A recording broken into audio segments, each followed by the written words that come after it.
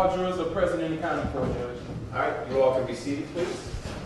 Welcome back, jurors. I want to apologize. It's sort of too strong a term. I'm going to share my regrets that we stretched as far as we did. It's not my normal practice to wait until you're literally famished before we break for lunch.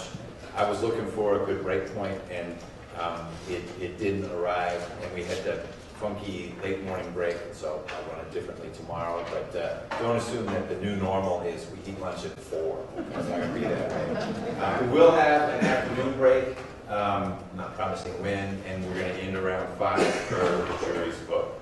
Oh, and one other thing, the letters that you all asked for, we're going to make available on Friday because they actually say you've been here all week, and we wouldn't want one of you taking one today and not coming back and then saying, look, I was stuck in court the rest of the week. But they're actually ready. We'll get them to you on Friday. They explain where the heck you've been the last however many weeks it's been, that you get a week off, but that you actually do need to come back. You didn't win the lottery, going back here, and we'll pick up then. I haven't forgotten those letters. They just mean more coming on Friday. Ms. Clark-Palmer, you had asked Mr. Driscoll about clay management being in the will. You're free to continue with that or go in a different direction. Thank you, Your Honor. Mr. Driscoll, did you have a chance to review the will and see if clay management is referenced in the will? I did, and I did not see it referenced. Thank you. There are times where people may have the ability to take money out of a bank account, even if that's not their bank account. And if I could give you an example, like say a bookkeeper at a law firm or an accounting firm, that individual has the ability to deposit money, withdraw money from the business's account, but that's not the bookkeeper's personal money, correct? I suppose.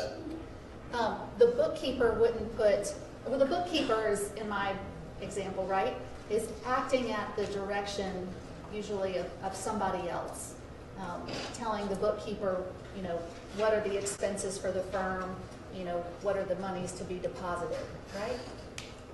Okay. And the bookkeeper generally is not free to go spend that money on clothes or a vacation or a personal expense without permission of the law firm or the accounting firm. Fair? Fair. All right. The bookkeeper is not permitted to list the law firm's operating account as an asset on her net worth statement, right? I wouldn't think so. Because it's not her money, right? Okay. Am I right or wrong? I mean, these are a lot of hypotheticals, but I mean, what you're saying seems reasonable. Well, you work in an accounting firm, right? Yes. Okay. Do you all have an office manager or a bookkeeper? No, not. I mean, probably somewhere, but not in our office. Okay. You guys can all keep your own books, your account.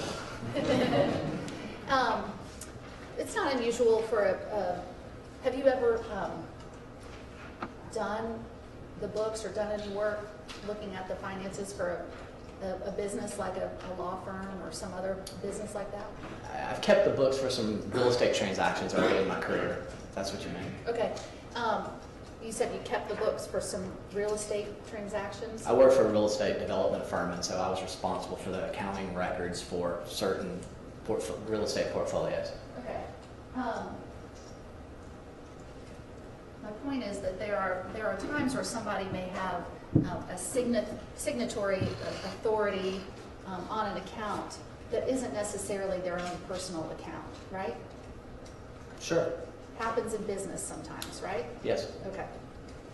And so there are times where somebody may have the ability to withdraw money from a bank account, but not necessarily reflect that bank account on their net worth statement, right? Sure. Okay.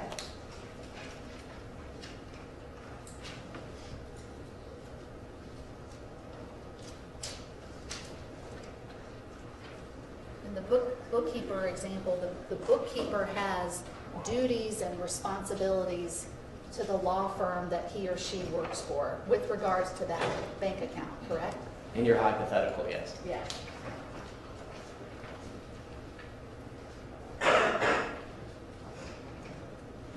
So merely having the ability to withdraw funds from a bank account doesn't mean you can list it as an asset on your net worth statement. Correct. Okay. And you told us before about getting some documents from the lawyers, and in particular, I'm talking about documents that came from Kirk Watkins. Yes. All right. And who did you understand Kirk Watkins to be? Lawyer for the McIvers. For Mr. and Mrs. McIver? That's my understanding, yes. And your understanding is based on something that was told to you by the DA's office? Yes. Okay. But you understand that Kirk Watkins is not somebody who's sitting over here at defense table today, right? Not Do you that I'm know? aware of, no, I wouldn't know. Okay. Is it your understanding that he represents the estate of Diane McIver, or you're just not clear on it? I'm not sure I was ever told that there was a distinction. Okay. You were just told he represents Mr. and Mrs. Yeah, I saw the documents, I asked who he was, and they said he was a lawyer that was working with the McIvers. Okay. And they said, the DA's office told you that? Yes, I don't recall who at the DA's office, but one of the lawyers working for the DA informed me that that's who it was. Okay, all right.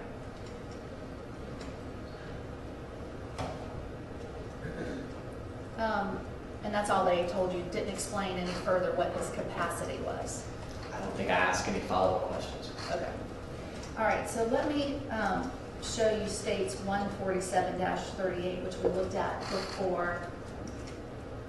It's this email back and forth where Mr. McIver in June of 2016 says, I'm trying to reduce my monthly expenses. Yes. Debt is my biggest obstacle right now. Yes.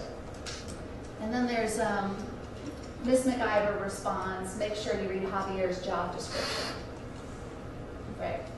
Yes. And you told us that your understanding is Javier is somebody who works at the ranch, correct? That's my understanding, yes. And he's paid to work at the ranch, correct? Do you know?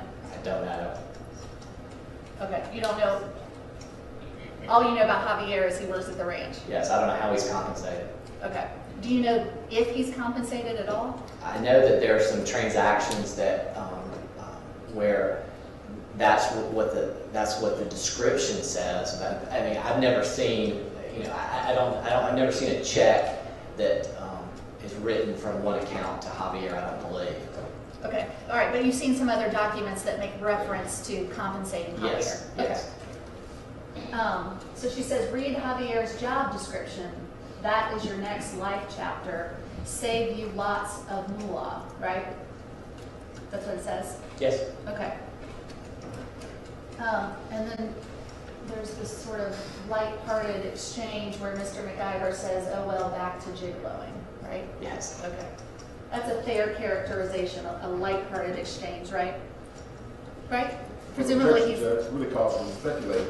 Document speaks for itself. Okay. We can move on. It's Okay. fine. But the talk and the subject of this email is talking about, the content of the email is talking about reducing monthly expenses for Mr. McIver, right? Well, he says that's his concern. Right. And this is in June of 2016, right? Yes. And we've talked about at this point in time, his income from the law firm is going down, correct? Yes. And at this point in time, he knows he's not going to be working at the law firm in a short amount of time, right? Yes. Okay. And in going back and looking at your analysis of his cash flow, he needs, the cash flow is a problem for Mr. McIver because his expenses are greater than the cash coming in, correct? Yes. Okay. And talking about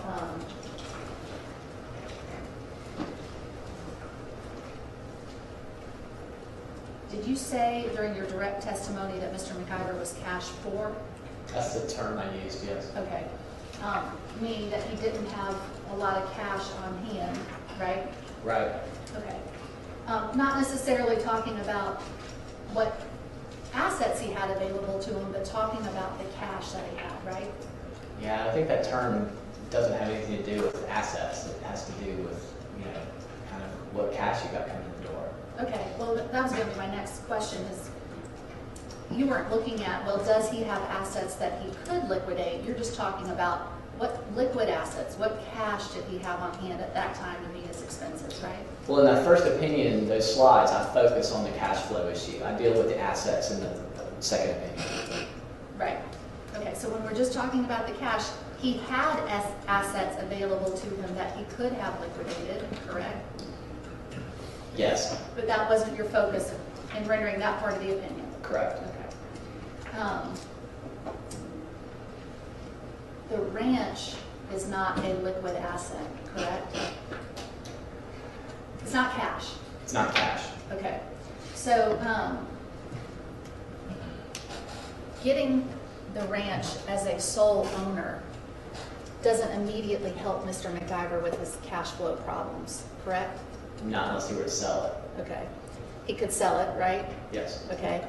He could take a mortgage out, try to refinance it and take a mortgage out on it if he had equity in it, correct? In theory, I don't know what his, I don't know what his relationship with his bankers or, I don't know. I'm not the right person to ask that, but theoretically, yes. But taking out a mortgage on the ranch may give you some money, but also adds to your expenses as well, correct? Correct. Okay. One of the sources of cash he was relying on in September 2016 was his wife, right? Yes.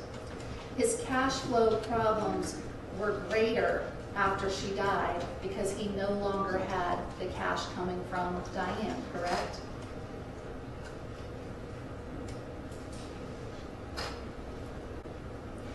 Well, after she died, he got cash from a different place. But he's not getting the transfers from her he's not getting transfers from her into his bank accounts, correct? Technically, she cannot obviously transfer money to him anymore. Yes, Right. That's true.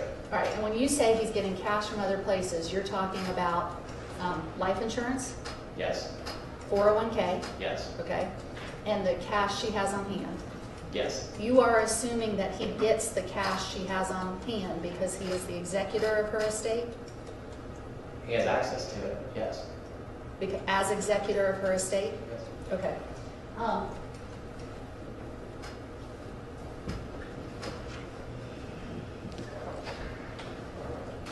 When you say he has access to it, and I know we talked about this before, and I'm not going to go over everything you told us previously, but I want to make sure I really understand what you're telling us.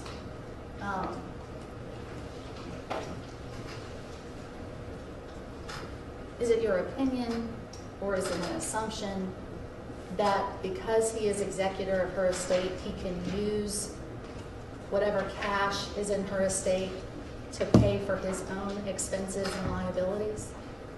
I don't know what he used. I don't know what he's legally allowed to use. I just know that as of that date, he would have had control of that money. And when you say control of that money, you mean he is able to take money out of the bank account, right? Close the account, move the money, and control the funds that were in the account, yes. Okay. But you don't know what his duties and responsibilities are as executor of her estate? No, I don't. That's a question we need to put to a different person.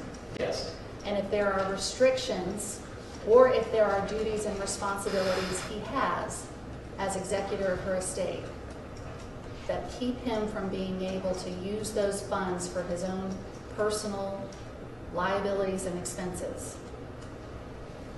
they are not an asset of his. Is that fair? If he is unable to control them, yes, then they're not. They wouldn't be considered assets. All right.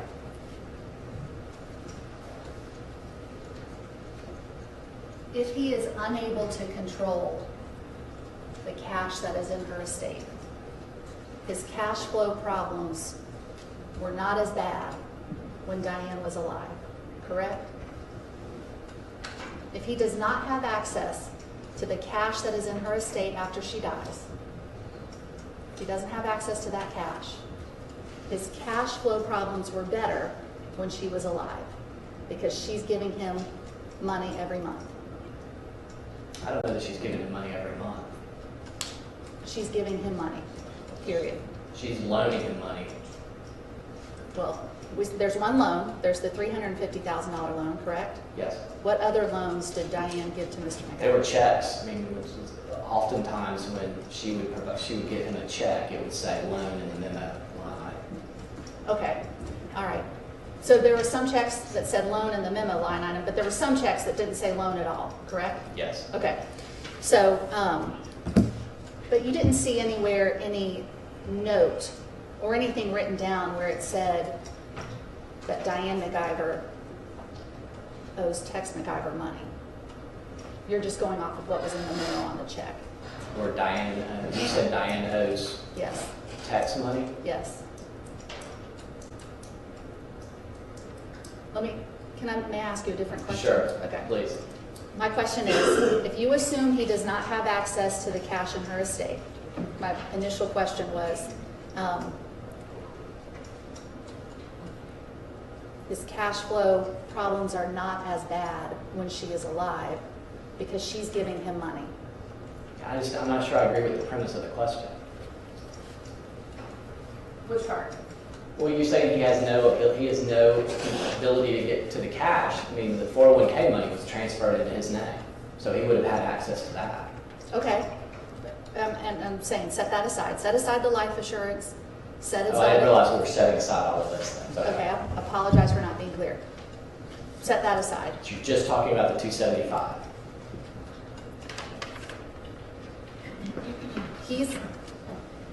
Let me again start over and see if I can do this in smaller pieces. You saw where for years, back to 2013, there was money going from Mrs. McIver to Mr. McIver. Yes. Okay. Every month? Or just a lot? Here and there, yes. Okay, here and there. So over the course of the whole year, there was money going from Mrs. McIver to Mr. McIver. Yes. She was giving him more money than he was giving back to her, Yes. typically.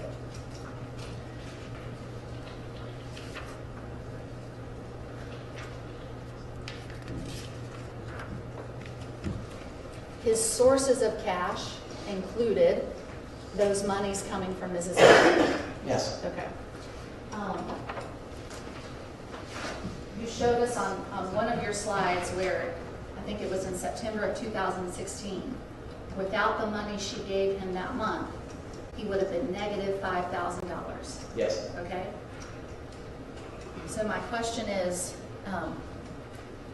set aside the life insurance, set aside the 401k, assume he can't control the cash that's in her estate.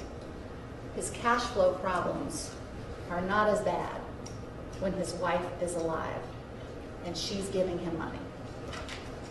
So the question is, if I eliminate the entire $1.2 million and assume he can't acquire a dime of that, is his cash flow worse? I mean, his problem is worse? Yes. His problem is not as bad when his wife is alive. Yes. Okay. Assuming all of those assumptions, yes.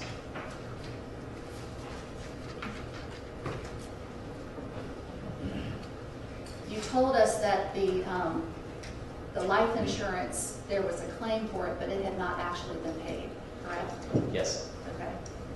In other words, that $600,000 never made it into a bank account of Mr. McIver's.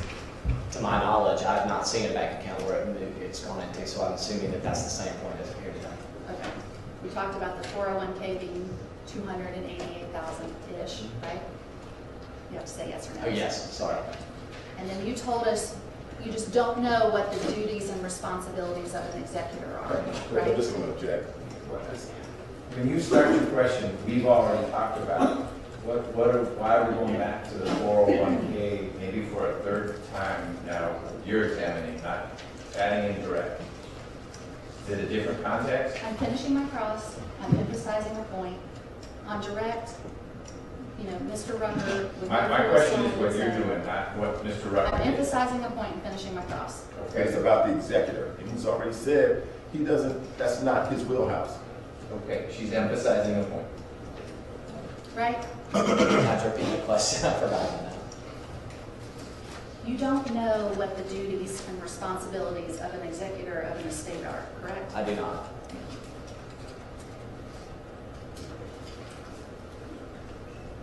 Thank you, Judge. Redirect.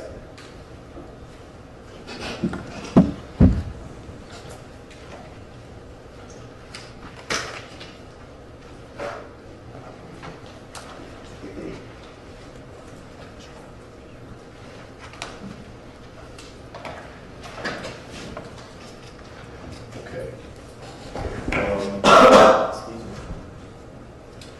Okay.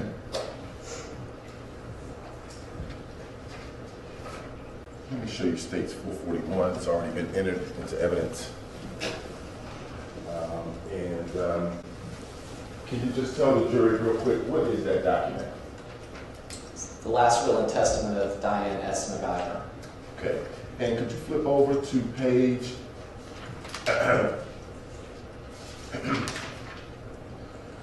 to the first typewritten page? Yes, sir. Okay. And can you tell the jury, under item 3, Roman numeral 3, subsection A, do you see where it says, I give, devise, and bequeath as follows all of my interests in the farm, and it gives the address, right? Yes. All the furniture, art, furnishings, livestock, equipment, and other personalty, right? Yes. And then it says, I give, devise, and bequeath to who? Claude L. McIver III.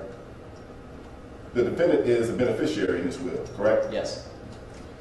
Subsection B, do you see where it says all the furniture, art, and furnishing at the condominiums, and she lists the numbers at Kingsborough Road, Atlanta, I give, devise, and bequeath to who?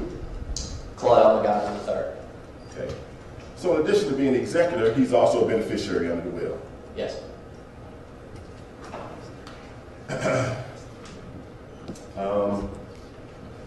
And you were asked some questions about whether or not clay management actually appears in the will. Could you flip over to page 3? Yes. You see item Roman numeral 6? Yes. And can you tell the jurors, subsection A, does it say all the rest, residue, and remainder of my property of every kind and description and wherever located, I give, devise, and bequeath to Kenneth Rickard, Yes. named and hereafter referred to as trustee. Yes. Subsection B, the trustee shall pay the net income from the property currently to or for, what does the rest of that say? To or for the benefit of my husband, Claude L. McIver III.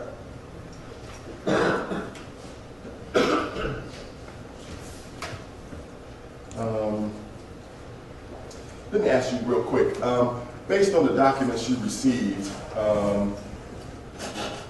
did you have an understanding about how this company that you talked to Ms. Clark Palmer about on Cross, DRS, how it was structured? You know who the owners were? Yeah, I believe it was a 50-50 partnership between her and another individual that I'm forgetting their name right now. Okay.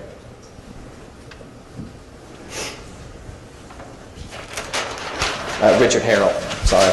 You remember Richard Harrell? Yes. Okay.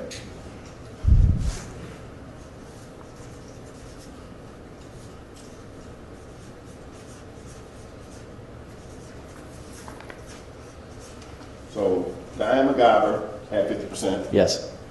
Richard Harrell Yes. had 50%, right? Now, upon Ms. McIver's death, do you know who her 50% interest in DRS went to? Do you know? No, I don't know. Okay. Upon her death, can you tell the jurors, if a debt of $975,000 was owed by DRS to another company, I think what you told Ms. Clark Palmer is that's a liability. Yes. Now, she also asked you about a $1 million life insurance policy on the life of Diane McIver that based on your analysis, was it used to cover this $975,000 debt? Yes. Okay. And can you tell the jury, if Ms. McIver is only a 50% owner in DRS and the liability is $975,000, what would be her percentage of that liability? Well, unless the operating agreements for the company said something different, it would generally be split between the owners. Split in half? Yes. I don't do math, but $975,000 divided by 2 is how much? 487,500? Sounds right. Bad for a non-math person.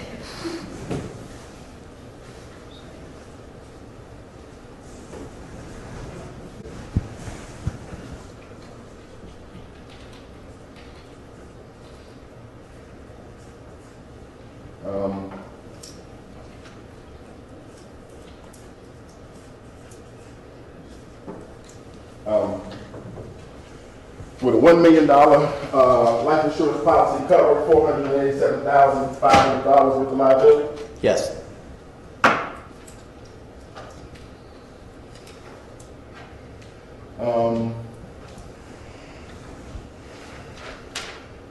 Go to another area. This is Arcilla Mining and Land.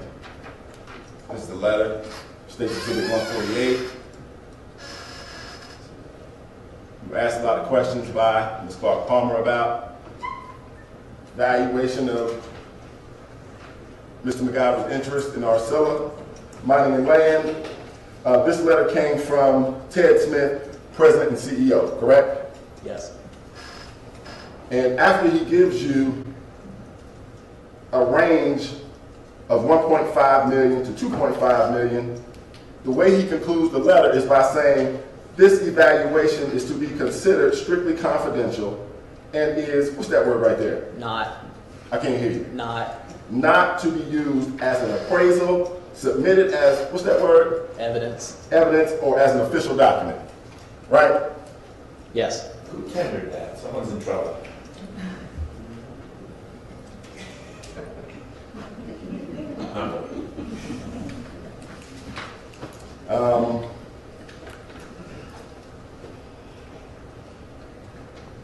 Oh, let me ask you about this question. Ms. Clark Palmer asked you, she asked you some questions about the bookkeeper. Remember she gave you a hypothetical about Yes. the bookkeeper, and if the bookkeeper, could they use the money and put it to their own personal account? You remember those questions? Yes.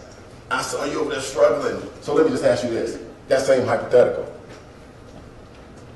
Could a bookkeeper for, I think, a law firm, accounting firm, or whatever, put money into her account legally Yes. from somewhere else? Yes. Okay. She could also do it illegally. Sure. Right.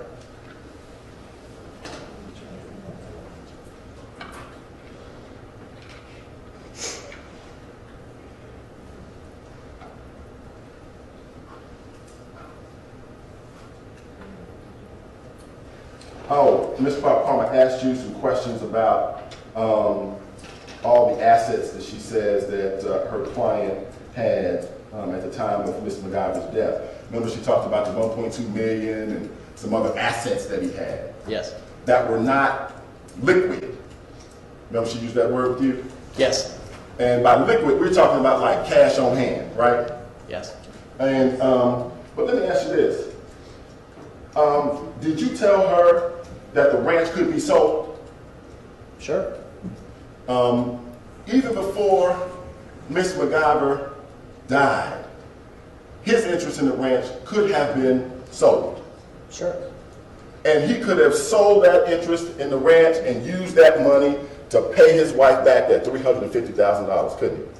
Theoretically, if he could have gotten enough to pay the debts off, sure.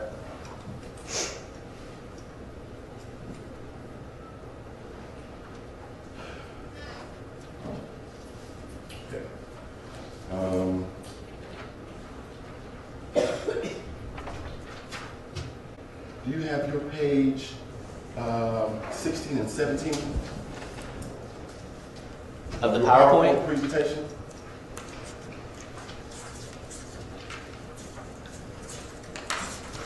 Yes. Okay.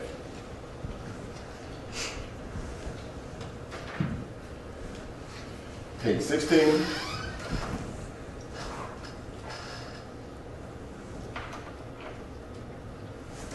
Okay. If we take out the amount of money that Ms. McIver gave to Mr. McIver before her death, how much cash does Mr. McIver have in his checking account on the day of her death? Negative $5,301.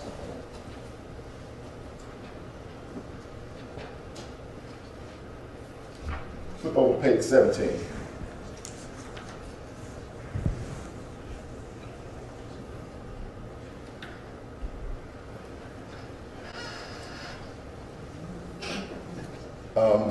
How much cash, liquid cash assets is at Mr. McIver's access the day after she died? $1,167,405. And I think what you told Ms. Clark Palmer is that the 401k, the $288,000, that went straight into his bank account. It was transferred into his another retirement account that he controlled in early 2017. Okay. So it took a little while. Okay. But yes. Okay.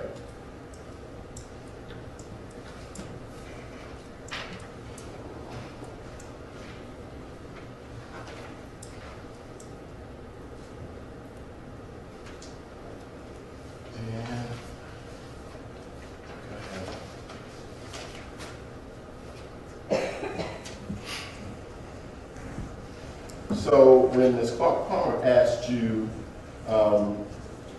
she gave you 3 scenarios on cross-examination in order to solve Mr. McIver's cash flow problem. She said to you, the defendant could just make more money. Remember that? Yes.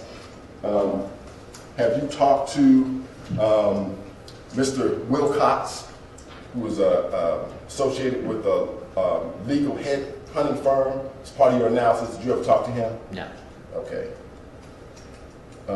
So you have no information about the defendant's ability to make more money as a lawyer? No, I do not. She also said he could reduce his expenses. Remember that? Yes. Did you see any indication in the 3-year history that you reviewed for all of his bank accounts and checks flowing in and out of his account, any sign of a reduction in his monthly expenses? The trend was for lower expenses as a whole, but the expenses that were causing the problems, which were the ranch expenses, were not going down. Right. They stayed pretty consistent. Yes.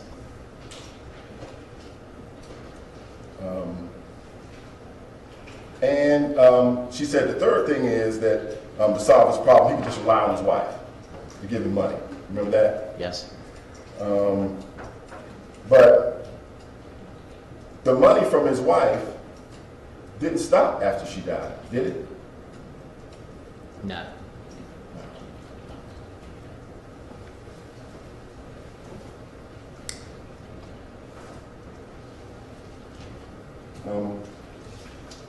Do you ever see in the history of all the documents you reviewed that Ms. McIver ever wrote her husband a check for $1.67405 million? No.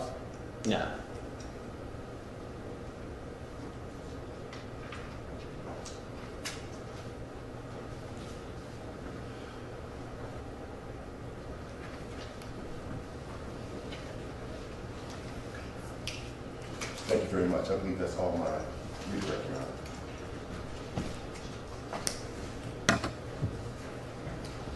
Jurors, if you have collected any questions, send them please to your left and down to 61 card keeper for today.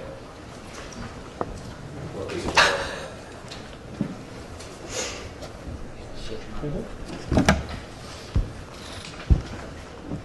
Thank you, sir.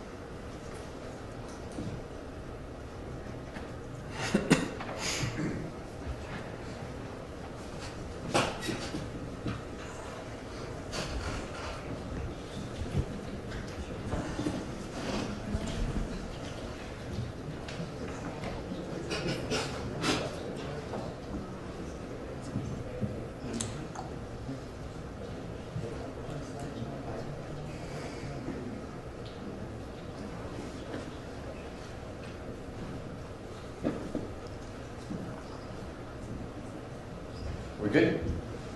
Yes.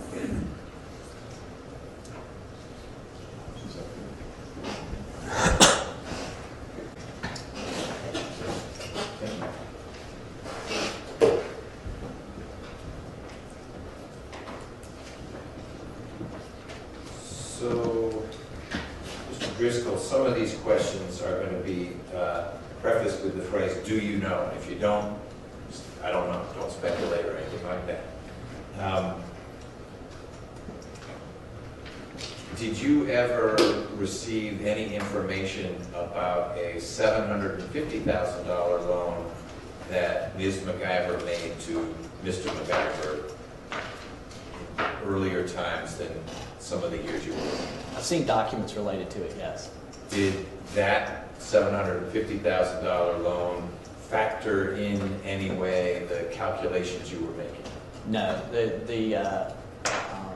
while there were no documents that showed that that debt was cleared, I think the assumption was that it was at some point through refinancings or something else, is that because it was replaced later on with a different debt.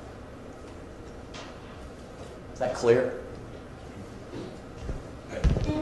We'll see if the attorneys want to follow up. You want me to ask me questions? I've been a professor too long. It's a good question. The $288,000 and change of 401k money from Ms. McIver that went to Mr. McIver, do you know if that was a pre-tax or post-tax amount? It was a rollover, so it wasn't taxed. Was it no tax? No tax event. Okay, all right. And the life insurance policy that was discussed with you that was taken out in connection with the debt that DRS owed, was that life insurance policy included in any of the work you did on Ms. McIver's net worth calculations? No. You had a figure in one of your calculations, $100,000 for furniture. Do you know if that $100,000 figure was for furniture for just the condo, just the ranch, or both? Or am I asking you too vague a question? I don't know. But it was a single line item? Yes. Okay. And then there was a $1.3 million figure for the ranch. Do you know if that was what are the origins of that figure? Where did 1.3 million come from? So the listing of the total real estate assets was $2 million. And it wasn't broken up between, this was what was on Mr. McIver's personal statement. It said $2 million for real estate. I don't know how it was broken out. I don't know what his intent was to break it out between the Buckhead condo and the ranch. But I did have an appraisal for the Buckhead condo of $650,000. So I took the $2 million, I subtracted the $650,000, and I allocated everything else to the ranch. And so when I split it 50-50 between Mr. McIver and Mrs. McIver, it's based on that number. That's the best evidence I had. Speaking of the condo, do you know if the condo was ever sold? I don't know. Okay. There was an email that I think both sides asked you about from June of 2016. Remember that email? Yes. The subject line referred to a Wells Fargo 15-year fixed something. Do you know anything about what that loan was for or the terms of it or anything like that? The early part of that email string dealt with, and I don't remember the parties, but it was Mr. McIver talking to some bankers about a refinance. And then he turned around and forwarded that email to his wife with the comments that we talked about. That's the origins of the original email. When you say the refinance, do you know what that loan was for? And if you don't, you don't. I don't off the top of my head. I could go back and look at the document, but I don't remember. I believe it was for I won't speculate because I haven't looked at the document in a little while. Okay, if the attorneys want to follow up, they can. Last question, and if you need to consult your report, that's fine. Could you share with the jurors, again, what Mr. McIver's net worth was as of September 2016? My calculation was $1.7 million, assuming that those categories that I talked about were valid. I just don't have any ability to validate them. Mr. Rucker, any follow-up based on those questions? Yes, Judge. Let me show you State's Exhibit 147, 38. Let me just hand it to you first and give you an opportunity to read over it yourself.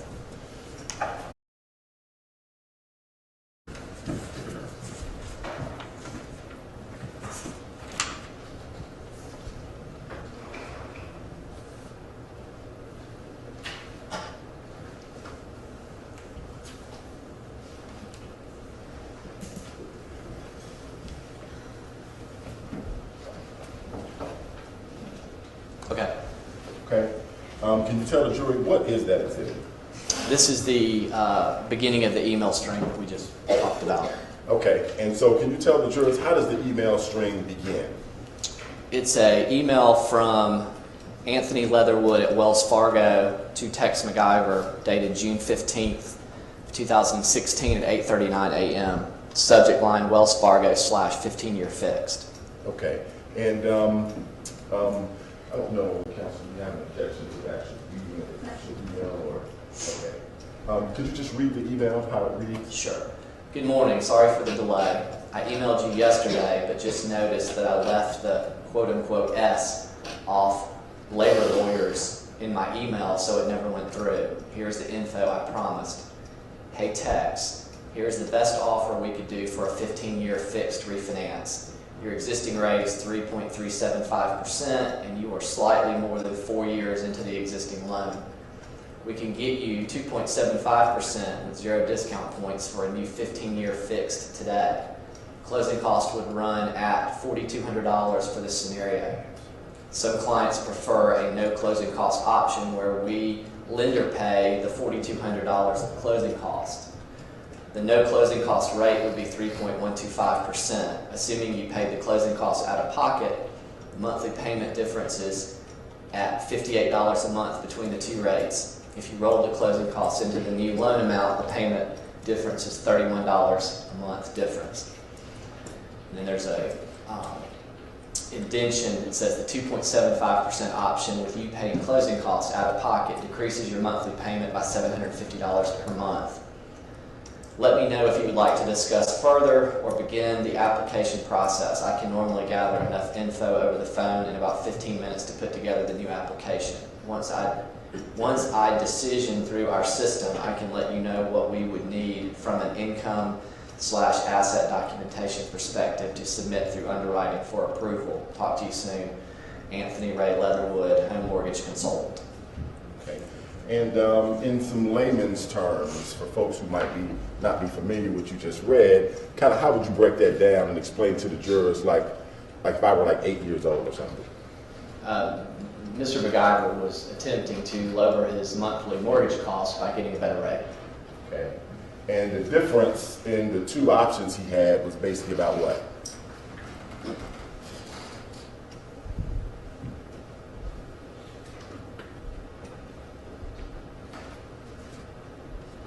About $31 a month. Okay. Could you read for the jurors, what is the next email in the chain? The next email is dated June 15th at 2:51, so this is later that same day. Mr. McIver forwards this email to Richard Harrell and Diane McIver, and he writes, "What do you think of this proposal? My current mortgage is with Wells, so it could be an easy transaction. I do intend to negotiate down the $4,200 with my friend, who is the Southeast Regional President of Wells." Okay. Could you read for the jurors, what is the response to that? It's not going to be as long as the first one. No. No, it's short. Progressively short. Then on June 15th at 2:56 p.m., so 5 minutes later, Mrs. McIver writes back to Mr. McIver and states, I would worry more about paying off your second mortgage than refinancing. But if you did refinance, the 2.75 with you paying the closing cost is the best option for you. Okay. And by the way, did you know what kind of work Ms. McIver did? I know that she was the president of the company, but no, not what she did day to day. Okay. What is the response to Mrs. McIver's email about what is the best option for her husband? That's when he writes back and says, I'm seriously trying to reduce my monthly expenses. Debt is my biggest obstacle right now. Planning on hitting the lotto sometime this week. And then what does she say back? Well, that part we've covered now a bunch of times. Okay. All right. And it's in evidence. And it's in evidence. And with the court's indulgence, I would like to cross, well, the entire line was not read for the jury. It's just one sentence, if the court would indulge me on that. Okay. Okay, I appreciate it.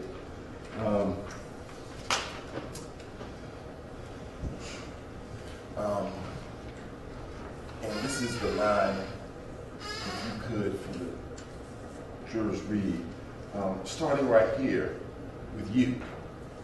What does Ms. McIver say back to Mr. McIver? Says you will be standing there with your hand out when I get in the door every Friday.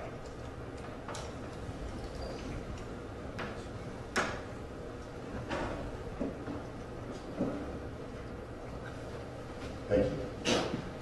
Mr. Clark Palmer, any follow-up based on the questions I had through the jurors or Mr. Driscoll? Mr. Driscoll, you told us the 401k was a rollover Yes. when it went to Mr. McIver. Okay, so what is a rollover? A rollover is like when you change jobs. You can move your 401k from one entity that holds the money to another entity, and it's not a taxable event to you. If you were, if you were to take money out of your 401k at a normal period, not only would you pay taxes, but you'd pay penalties if you were not at a certain age, and we're not going to get all into all that. But that's what a rollover is. It did not go into Mr. McIver's checking account No, or a savings account? no. Okay. And you calculated Mr. McIver's net worth as of September 26, 2017. You told us that was the 1.7 number, correct? Yes. Which this number does not assume that there should be an additional 1.5 or $2.5 million credited for Arcilla. I'll Correct. qualify that like I did before, which is assuming that there's none of those assets relate to Arcilla, and assuming that his minority interest value of Arcilla is between 1.5 and 2.5 million dollars. Assuming those things, yes. Right. With those assumptions, this number could go up. Yes. Mr. Driscoll, we appreciate your time and your binders and all the things you shared with us. Thank you very much. Thank you.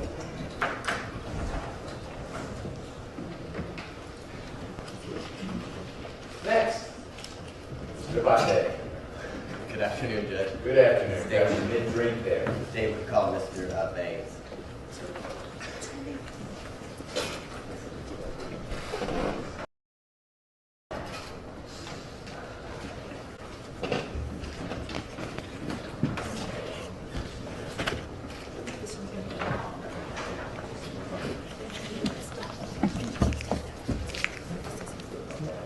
It's not Blaze, it's Bays. Baines. Bain. Okay. He was on the original witness list, but not on your cheat sheet, sir. I don't have any cheat sheets. Thank you. The abbreviated witness list we provided to you. What about updated? Ready, Judge? Yes, please. Raise your right hand. Do you swear and affirm that the testimony you should give the court today will be the truth, the whole truth, and nothing but the truth, so help you God? Yes, sir. Yes, sir. If you will, please have a seat. During your testimony, get as close to the mic as you can. For the purposes of the court's record, please state and spell your name. Victor Bain, B-I-C-T-O-R-B-A-Y-N-E. So, good afternoon, Mr. Baines. could you turn and introduce yourself to the jury and tell them what you do for a living? I run a retail store. My name's Victor Bain. I run a retail store in Millersville. It's Bain's Army Store. We sell sporting goods, hunting apparel, guns, ammo, archery, related items to hunting.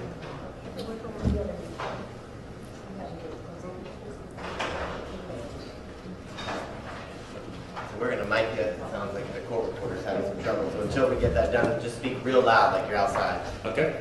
And where's your store located? It's in downtown Millersville on South Wayne Street, in the heart of downtown.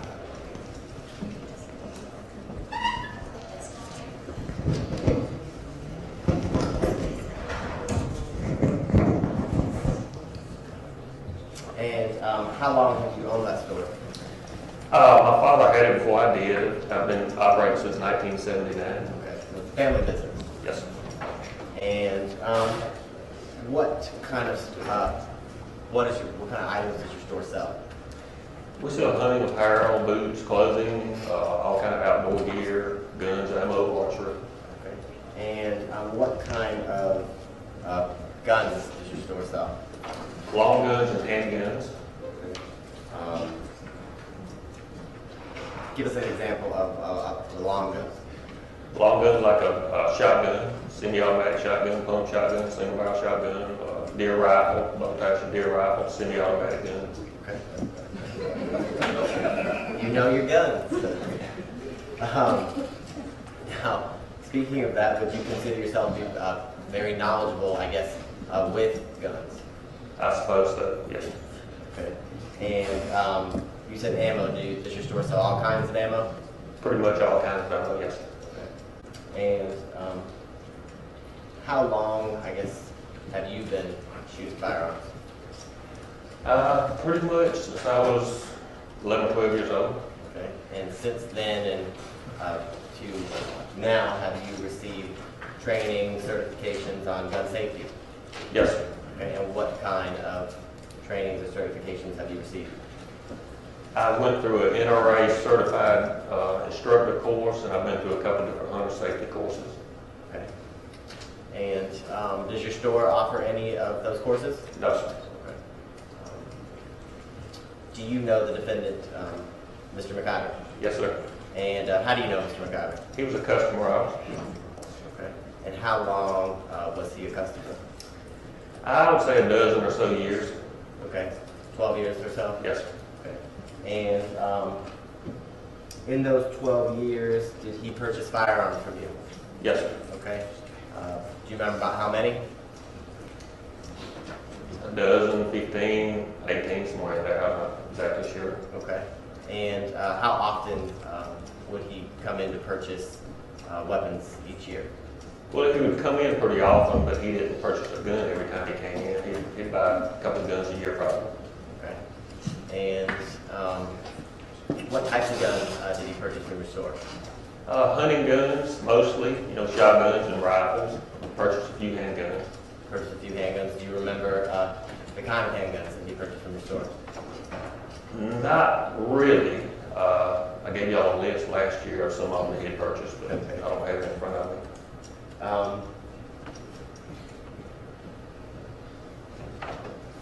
Did you ever have an opportunity to shoot with the defendant? No, sir. Did you ever see him shoot? No, sir. Okay. Did he ever talk about, I guess, his knowledge or proficiency in the use of weapons with you? Well, I knew he hunted some, and he was in the military, but I didn't. I never went hunting with him. I saw him shoot. Okay. And did you ever have an opportunity to meet Miss Diane McIver? Yes, I met her a few times. Okay.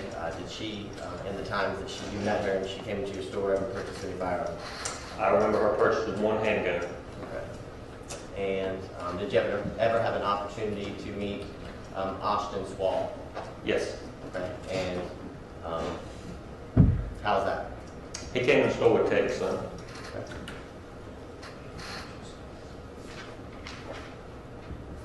Now, would you consider the majority of your, I guess, customer base to be gun enthusiasts? Yes, sir.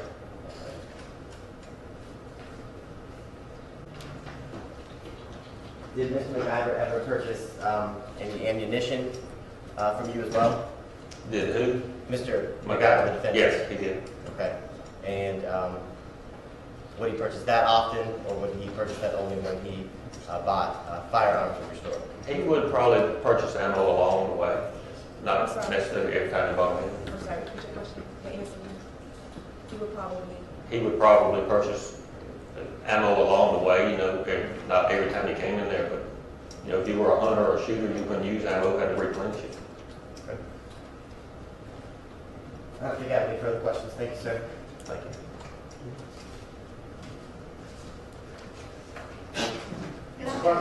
Good afternoon. Good afternoon. My name's Amanda Clark Palmer. I think you and I maybe spoke on the phone one time before. Yes, ma'am.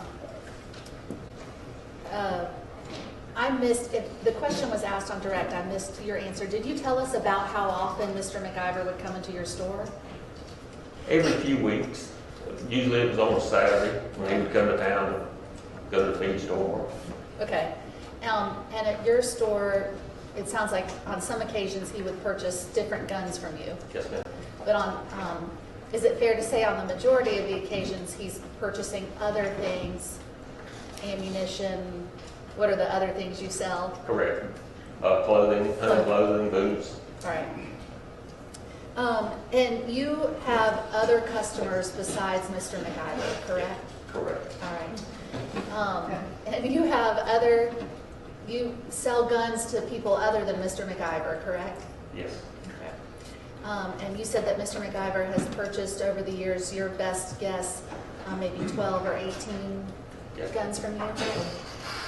And you have customers who have purchased more guns than that from you, correct? Correct. You have customers who come in and purchase a gun every week? Just about. Okay. Thank you. Thank you. Any redirect? No. Any questions from the jurors? Mr. Bain, we appreciate you coming all the way from Millersville. Thank you. If you leave the microphone behind, you are free to go. Next witness. And Your Honor, before we call the next witness, I would like to have the court deal with the stipulation between the parties that we discussed. Okay. Which one? Me. Dick. Okay. Can someone move the microphone? It's near the other microphone. And we're not going to gear everyone up every time. We'll see how they do. We got through a bunch of the trial without that, but if we need to flip it on someone, we will. Ladies and gentlemen, you are about to hear an excerpt from an interview that Mr. McIver participated in on April 28th of last year. A television reporter showed up where Mr. McIver was without advance notice, asked to speak with him, and Mr. McIver agreed to speak with him. He was not under oath. This wasn't a law enforcement interview. It's a conversation that Mr. McIver had with the reporter. For reasons I'm sure you can understand, these have been pretty heavily edited because what the reporter says isn't what we're here about. And so don't be surprised if it is condensed and a little choppy. You'll be hearing the relevant portions of that conversation from April 28th of last year. Does this have an exhibit number that I can put on my unrevised exhibit list? It does.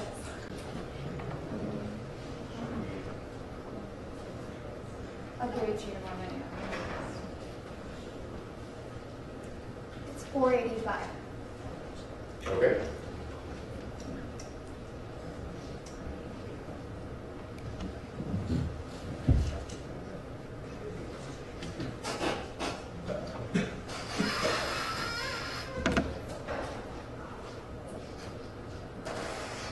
Your Honor, may we publish?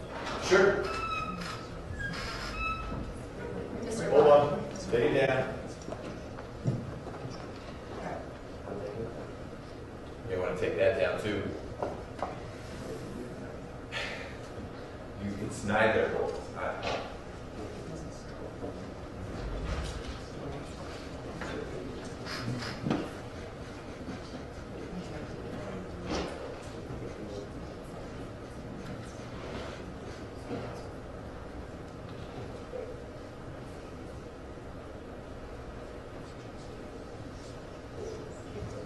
would it make more sense to go to a different witness so you guys can work through this? More time is not an issue. If you need more time to talk about it, I understood that. I thought so too. Okay. You thought so. Okay, let's call another witness, please. Sure. You guys stay tuned for 485. We're going back to the. Sure, please do. Next witness. Yes. Judge, the state would like to recall Mr. Kenneth Rickard for a very, very limited purpose. Okay. You all remember Mr. Rickard?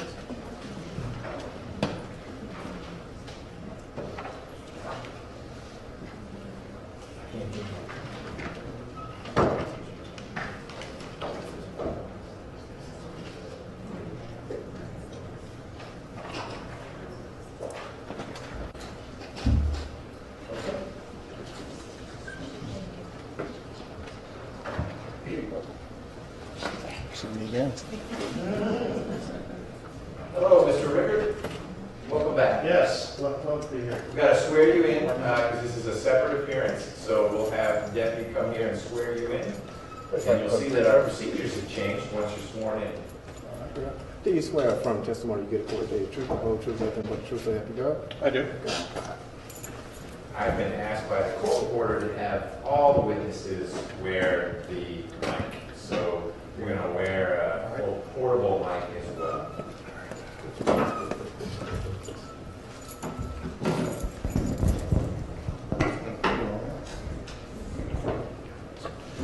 Kenneth Rickard. You're the same Kenneth Rickard? I am, yes, I am. Okay. Hey, good afternoon. Good afternoon. I appreciate you rushing down here. I had somebody call you a few minutes ago, right? Yes. I'm glad I was in the office. Me too. I have a really short area I want to talk to you about, and it has to do with DRS. And could you just tell the jurors, what is your understanding about the way DRS was structured? It was a corporation that was owned 50% by Diane and 50% by Richard Harrell. Okay. And the only thing I want to ask you about is the $975,000 claim against DRS. Can you explain for the jurors, was that debt satisfied?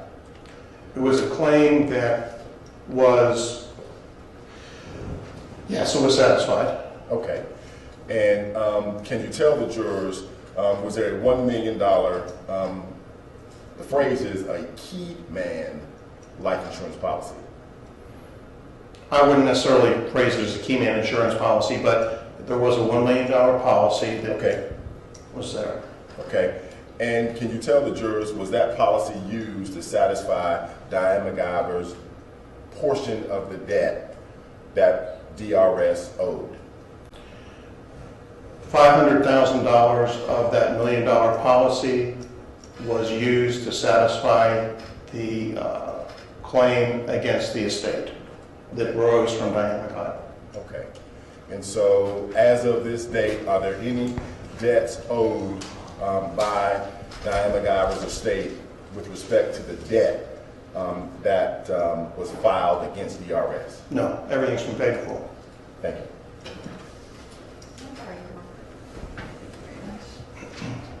Hello again. Well,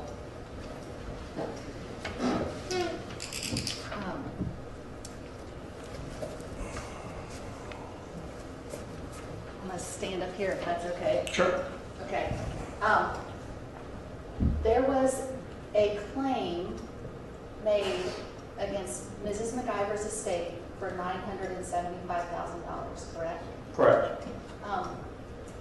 The money was owed from Diane to DRS, right?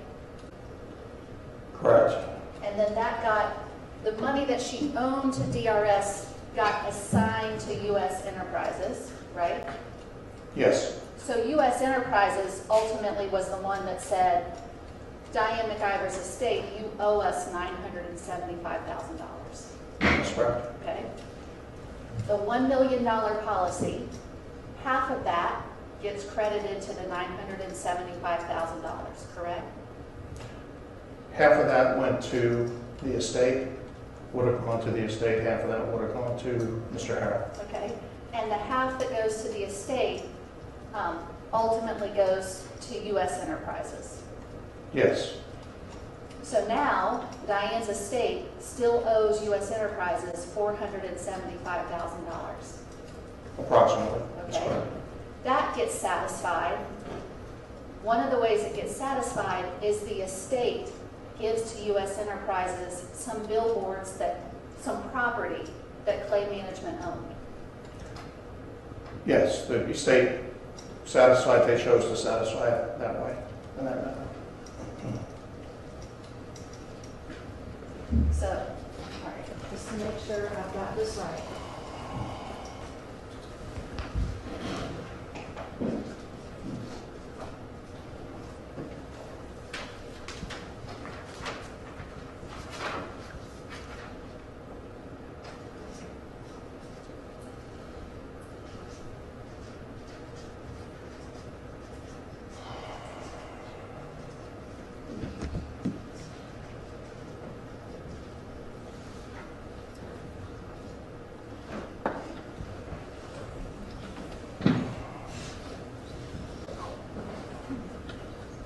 All right, Diane's estate, Well, Judge, I'm going to object.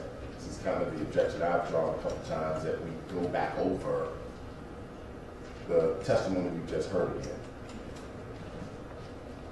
So it looks like we're about to repeat exactly what Mr. Ricker just very clearly and plainly explained. Are we? I would like to write it down in visual form, like we've done with other witnesses on the chart, and then I'll be done. Okay. Diane's estate owed $975,000, correct? To U.S., ultimately to U.S. Enterprises filed a claim against the estate for that amount. Okay.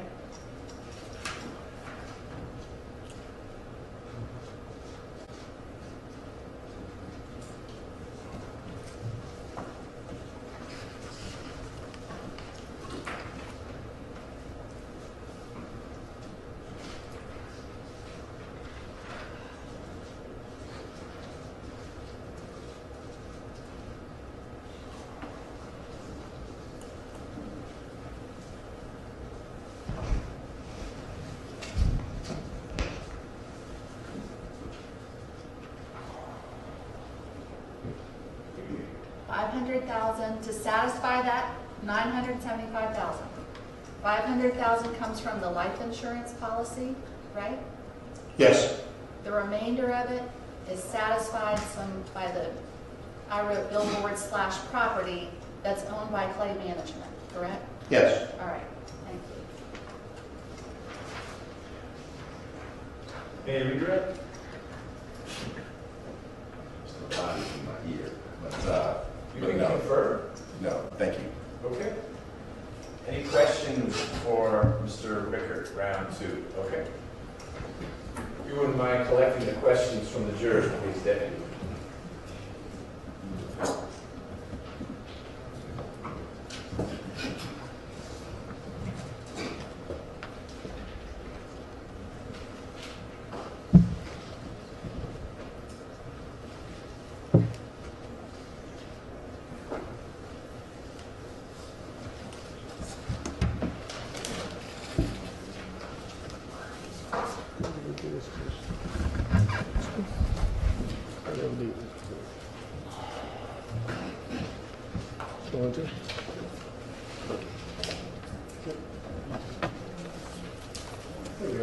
Thank you.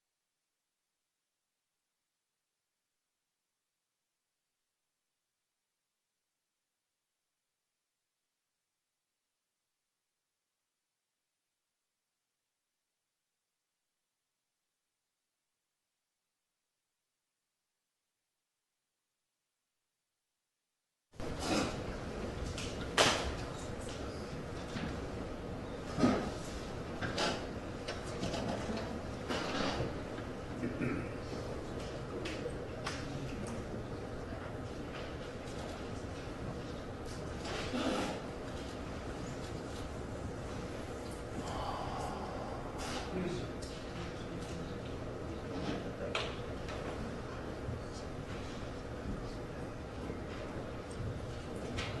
Okay.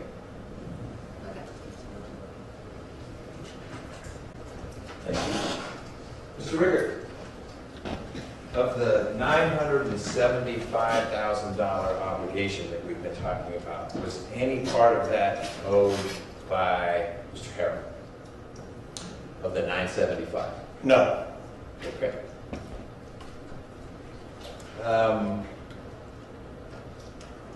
The approximately $500,000 for billboards slash property, what, do you know the origins of the funds that covered the remainder, not covered by the insurance policy, of the debt of the estate? The only thing I know is that they were owned by Clay Management. I'm not sure where the funds came from, or Diane's funds, but Diane was the sole, she was the sole owner of Clay Management, as we've talked about before. Do you know who had control of Clay Management after Ms. McIver's death? Because as I understand it, all this happened after she passed. It did, you're correct, in that it took place after she passed. I believe, to my recollection, Clay Management would have gone into being a part of the estate. Okay. Any follow-up, Mr. Rucker?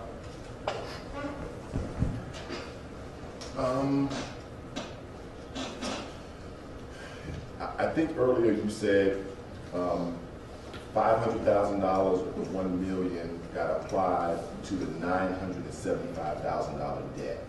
Do I have that right? Yes. The other $500,000 from the $1 million insurance policy went where? To Mr. Harrell. Okay, went to Mr. Harrell as 50% owner of DRS. Correct. Okay. Ms. Clark Coleman? Mr. Rickert, you said that Clay Management became part of Diane's estate, right? To my recollection, yes. After she died, it became part of her estate, right? Yes. And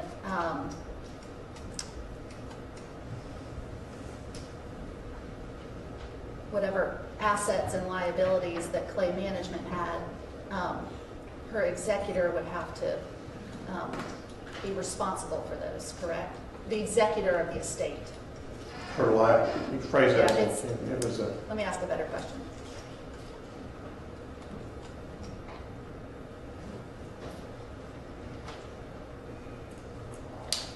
Clay Management does not, when Diane dies, Clay Management does not become Tex McIver's company, correct? it became part of the estate. But not Tex McIver as owner and sole operator of the company, correct? It did not pass directly to Tex McIver under the will. Right. Goes into her estate, he is the executor of her estate, correct? Correct. Thank you, sir. Thank you. Don't go too far. I'll be on call. Okay? Boss has been here, so it's good you were available. Was Mr. Bain a replacement for Mr. Farmer? Yes. Great. Next witness. I would like to do stipulation right now. We're in good shape. We're in good shape now. Good shape. Okay, this coming from the defense. We're going back to the interview that occurred on April 28th. This is the Diggs matter. Is that correct? Yes, Jim. Okay, so 485. So you recall what I said? This is an excerpt from an interview.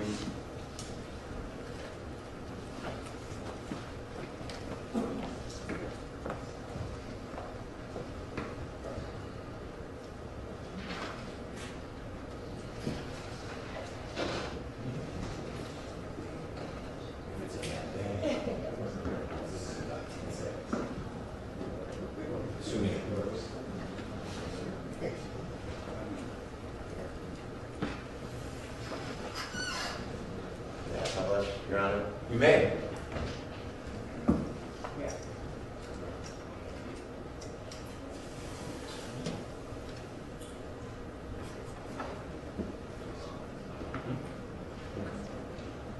finances.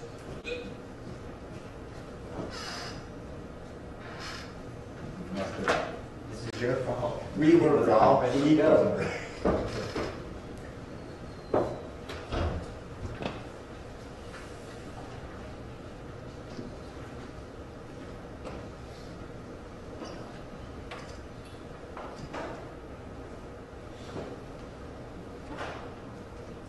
About the couple's finances does not match reality. I am worth 2.5 times what her estate is worth.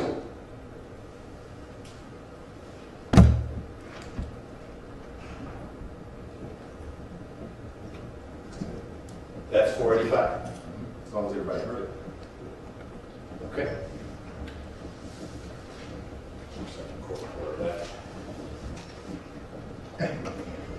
Hold on, sure. So we can all be ready. Let's call the next witness, and then we'll pick up. Sure. It's Investigator Salters. No questions from the jury? Told you it was short.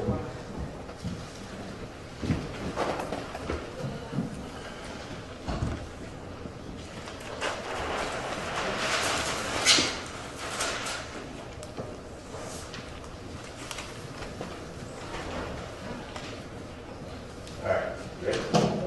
The state is called Investigator Salters.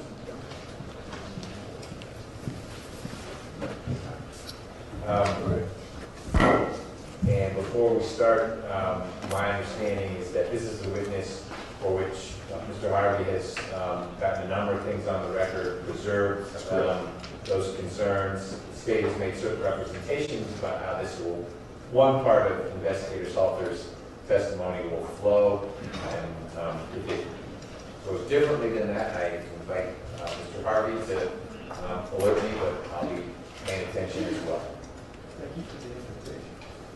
You don't need it, but it's there. All right, let's swear the witness in. Raise your right hand, please. Do you swear affirm testimony you give in court today is the truth, the whole truth, nothing but truth, so help you God? I do. Brian Salters, B-R-I-A-N, Salters, S-A-L-T-E-R-S. And Investigator Salters, we're going to have you wear, if you don't already have it on, that microphone. Get it going so we can assist our court reporter.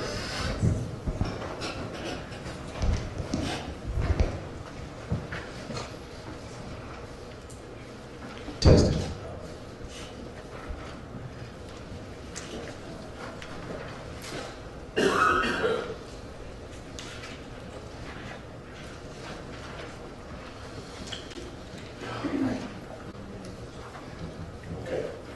Good afternoon. Good afternoon, sir. Can you turn and introduce yourself to the jurors by restating your name and tell them how you are currently employed? My name is Investigator Brian Salters. I'm employed with the Fulton County District Attorney's Office as a criminal investigator. Okay. And can you tell the jurors how long have you been employed in the Fulton County District Attorney's Office? I worked for the Fulton County DA's office for 4 years. Okay. And as a criminal investigator, what are some of your duties and responsibilities there in the office? My duties and responsibilities include, but are not limited to, serving subpoenas, providing courtroom security for assistant district attorneys, and being a liaison between the Fulton County District Attorney's Office and all agencies within Fulton County that report to the Atlanta Judicial Circuit in the capacity of being the Fulton County DA's evidence custodian. So evidence related to crimes that need to be transported to court and or transported to GBI for processing, different things like that, I am the agency lead for those matters. Okay. And can you tell the jury, did you assist into the investigation and preparation for trial in this case? I did. And to be clear, are you what we would call the primary or the lead investigator from the Fulton County DA's office? I am not. Okay. I couldn't even get finished before you got that out, Judge. Who is? Investigator John Griffin, who is the deputy chief investigator, also Cynthia Wakocha, who is the chief investigator. Okay.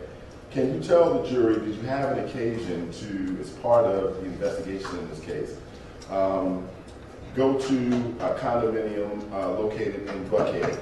I did. And can you just give the address? So if you're gonna look at a document, Investigator Salters, you need to let everyone know so that both sides can be comfortable with what you're looking at. I'm going to refer to the search warrant. I know the general area, but I do not know the exact location. Okay, let me, if it's okay with council, can I just, is it okay for me to just get to the address? Okay. Are we talking about the condominium located on Kingsborough? Yes, we are. Okay. Condominiums 1501 and 1502? Yes, sir. You knew them to be the condos where Diane McIver and Claude McIver lived? Yes, sir. Okay. And can you just tell the jury, from your own memory, do you remember the date that you would have gone there? It was April 14th, 2017. Okay. And can you tell the jury while you were there, did you locate financial documents? We did. And can you tell the jury, did you locate any will for Diane McIver? I did not. Now, can you tell the jury, when you were attempting to find a will or financial documents, where did you look? I searched in the master bedroom. I also searched in the general quarters of the residence. I looked in bathrooms. I looked in the kitchen area. I looked in the family and dining rooms. I pretty much looked over the entire condo, both sides. Okay. And can you tell the jury while you were there, were these places actually documented with photographs? They were. I'm going to show you a series of photos. Your Honor, could you please tell me, do we have a 409 and 410 already admitted?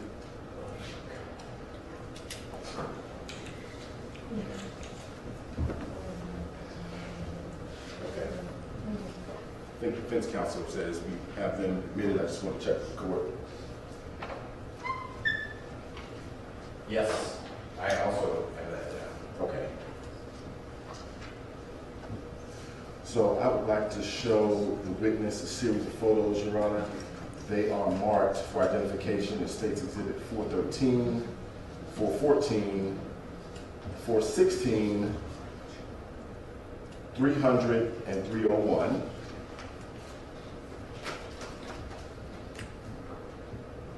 You need those numbers again? No, I'm just looking first to make sure. Okay, I see 300, 301 as well. All right. Okay. And also, Your Honor, I'm going to show the witness States 489 through 492 sequentially without skipping any numbers.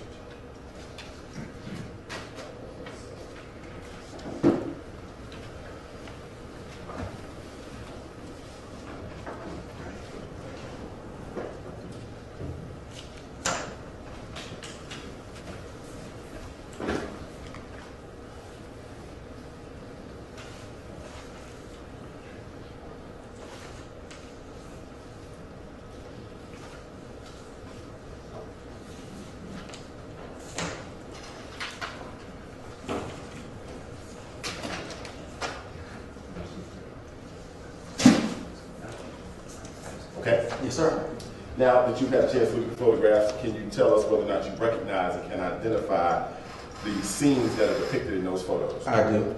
Can you tell the jury that they fairly and accurately show the scenes as you saw them while you were there at the condominium on April 14th? They do. I would tender, Your Honor, State's Exhibits 489 through 492 sequentially without skipping any numbers. 413, 414, 416, 300, and 301. Any objection from the defense?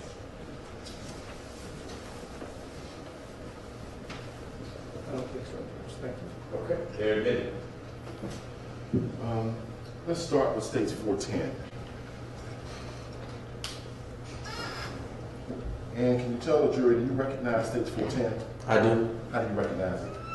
That depicts the condominium as I saw it on April in April of 2017. Okay. And what part of the condominium would this be? I would call it family and or living room area. Okay. And behind the wall, behind the brown armoire that we see there in the top corner of the screen, right here, behind this wall, what is located? I believe that's the bedroom. Okay. This is States 409. Yes, You recognize that? I do. What is it? It's the bedroom. It's the bedroom in 1501, I believe it was. Okay. And can you tell the jury, in looking for those documents, did you also go into the closets located in the bedroom? I did. I went into the closets. I looked up under the bed. I looked all over. Okay. This is State's Exhibit number 413. Can you tell the jury what we are looking at in State's 413? That was one of the drawers in the closet where we found some items in there. Okay. State's Exhibit 414. What are we looking at in State's 414? It's a bag that was inside the drawer. And what color is the bag? On this screen, it looks to be blue. And can you tell the jury what was located in this blue bag? There were some articles from a crematorium that were inside. It was a box. And can you tell the jurors what was contained in the box? According to one of the witnesses that was there, she said, Don't tell us what Okay. the witness told you. okay. Just describe what you saw. Inside the box were little small vials, or vials rather.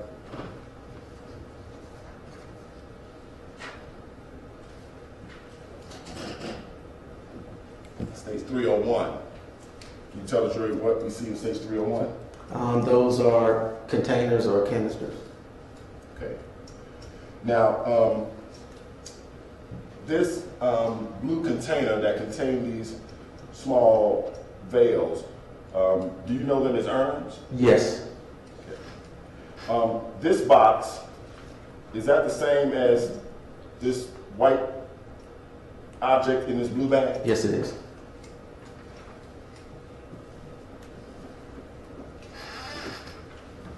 Let me let you look at this a little closer. You understand my question? Yes, I do. Okay. You want to change the last answer? Yes, I do. The white box was the box that contained the blue box.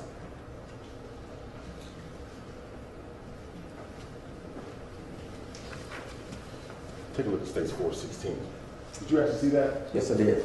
And what is that? It is a box that contained the item that we see in 301. Okay. And how would you describe what we see in that photograph? In 416, Excuse me, can we approach side or very quickly, please? That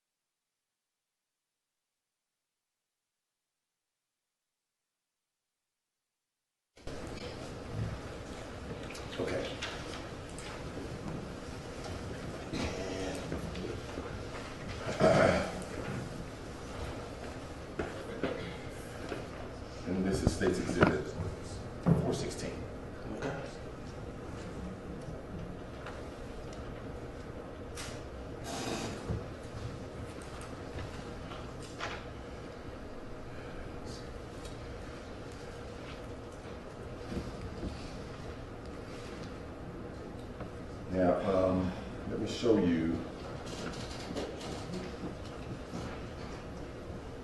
another photograph. This is States 489. And do you recognize that? I do. And in what part of the condominium would this picture be taken? It's in the bedroom. And you saw those items there laying on the master bed? Yes, I did. Okay. And this is 490.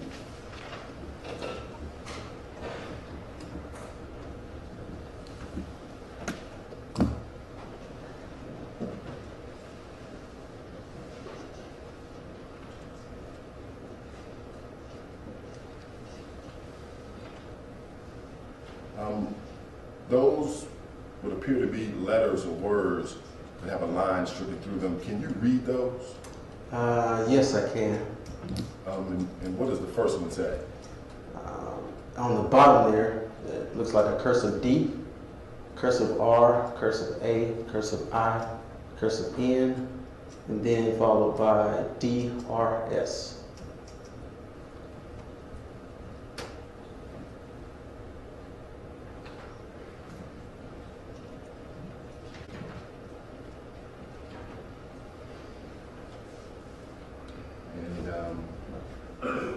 DRAIN spells what word? Drain.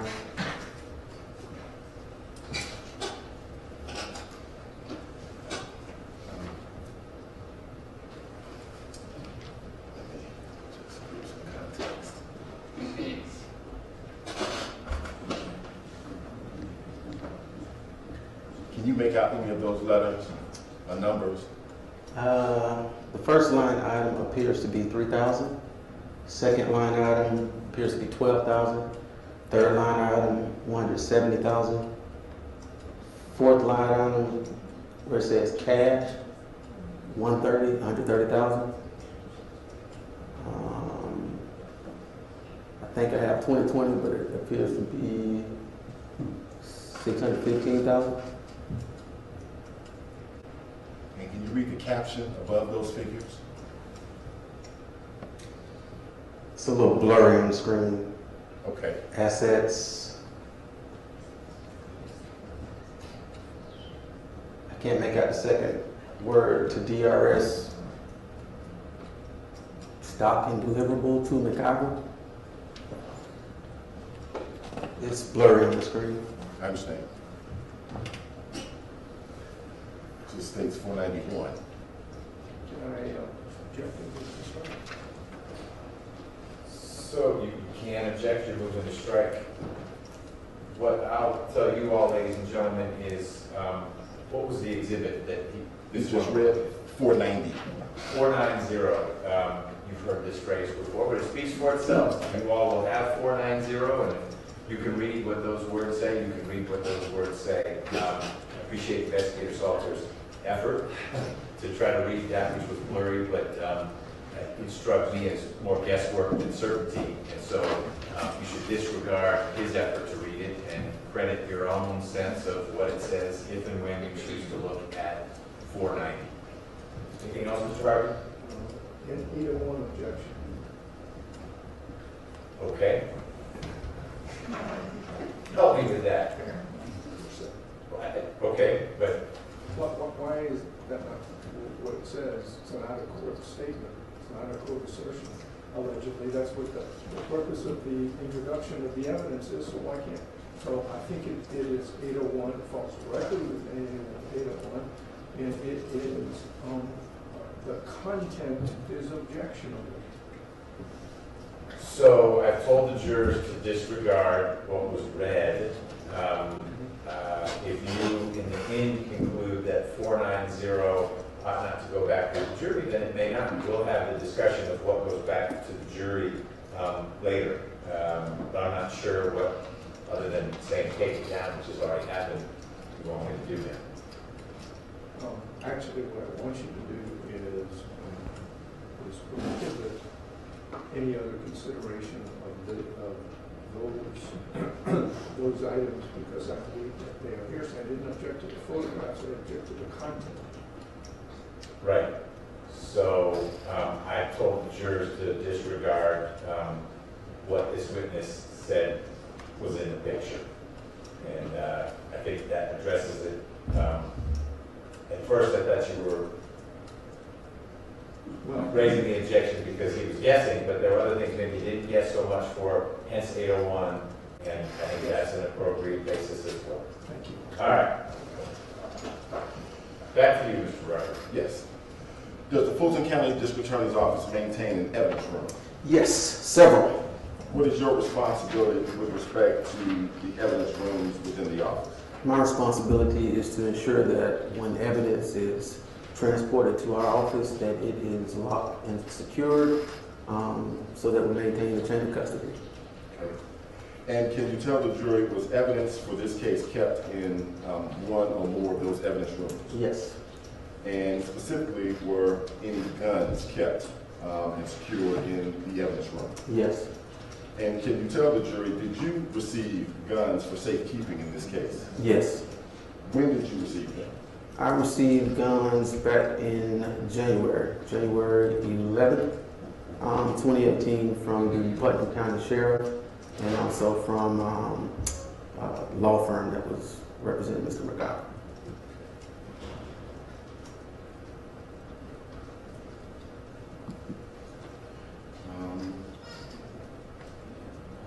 Did you document the items that you received from the Putnam County Sheriff, which, by the way, do you know his name? Sheriff Stills. Is that S-I-L-L-S? Yes, sir. Did you document the guns that you received from Sheriff Seals as well as the law firm? I did. 417.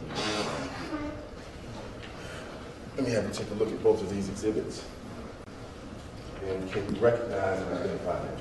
I do. And what is the first exhibit? First, call out the number, and then Exhibit 417 is a detailed statement of weapons that were transferred to my custody and control on January 11, 2018 at 12:10 p.m. Okay. And what is the second exhibit?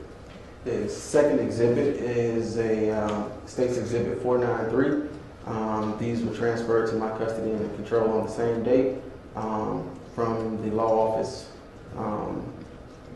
totaling 4 weapons. Okay. Who was the person you received the 4 weapons from the law firm? What is the person's name? Richard Hyde. Do you know Richard Hyde when you seen him? I think I would. Okay, I'm just messing with you. And can you tell the jury, did you specifically document the types, the make and model, and caliber of the guns you received in both instances? I did. Did you tell us what date did you receive the guns from the law firm? On January 11th. Okay. And since that time, have they been maintained within the DA's office, secured under your care, custody, and control? They have. For purposes of the record, Your Honor, I would tender states 417. Is that right, Investigator Salters? Yes, 417. And what's the second exhibit? 493. And 493. 493 is the list of weapons obtained from Mr. Hyde. Correct. 417 from Sheriff Sills. That's correct. Okay, similar documents, different sources. That's correct. And you'd like to make them part of the record. I would. Mr. Harvey, any objection to having 417 and 493 made part of the record?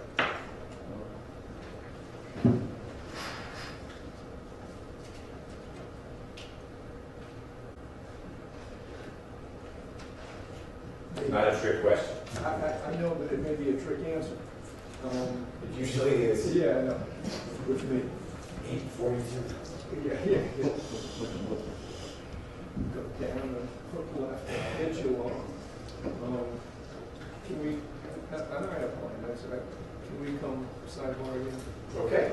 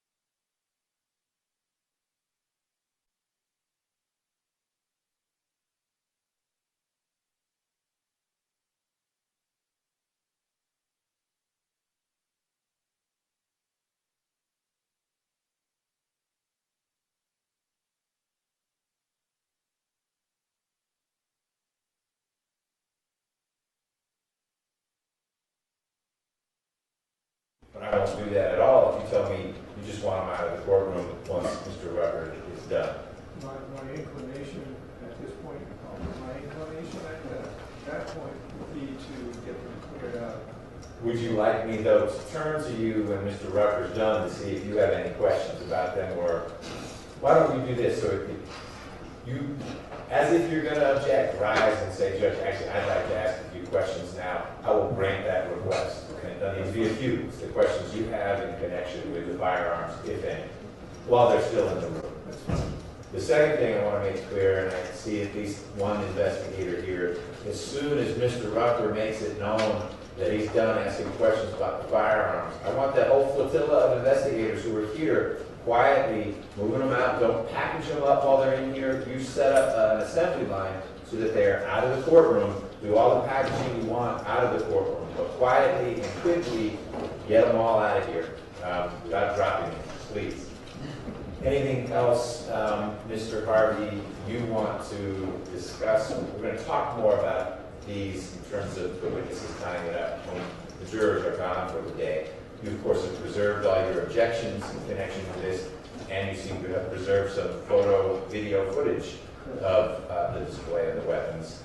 Anything else before we bring the jury in? Well, just, and again, just let me preserve and reiterate again my objections with regard to the 403 prejudicial value. None of these long weapons have anything to do with the offense. They've got nothing to do with the offense at all. It's ways in the probative value.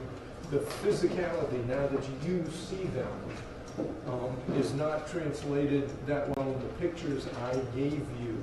But I think that with high quality, either video or pictures, it is adequately shown without this physical display of these firearms. Okay. So it's just Preserved. I continue to find that in light of what has been represented by both sides in terms of handling guns and how the firearm went off, it is particularly salient in this case. What Mr. McIver knows about guns, and does with guns, and how he handles them, and his proficiency or lack thereof. So I think it's particularly relevant. I don't doubt that there are ways in which this display is prejudicial, but I make the specific finding that the prejudicial effect of this display of firearms that I believe the state will show were firearms of Mr. McIver's were at his ranch, in his condo, etc. The prejudicial value isn't so unfair such that that prejudicial effect substantially outweighs the probative value. Mr. Rucker, you ready? Yes. All right, let's bring the jurors in, Yes, sir. please.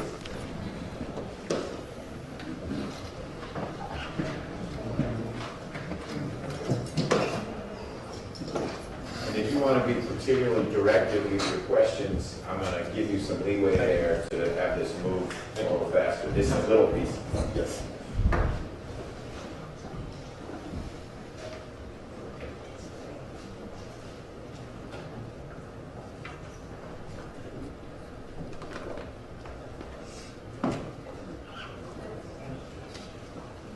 stand for hearing, please.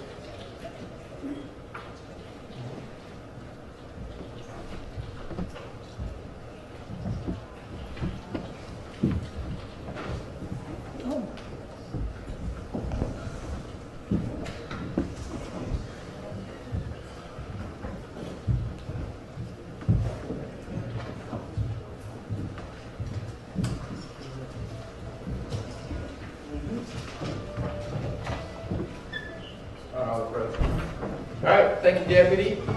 Someone's phone needs to be turned off back there. Ladies and gentlemen, when we took the break, Mr. Rucker had begun asking Investigator Salters a little bit about some firearms that were obtained. We used the break to get some of those things in here. Mr. Rucker is going to ask Investigator Salters the questions he wants in connection with this. We'll see how that flows, if there are questions from the defense on that, and then these will get out of the courtroom, and we will keep moving on.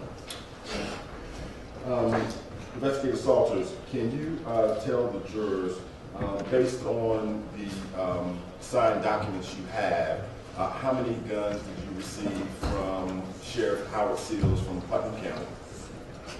The weapons from Putnam County included 43 weapons. 43 weapons. In,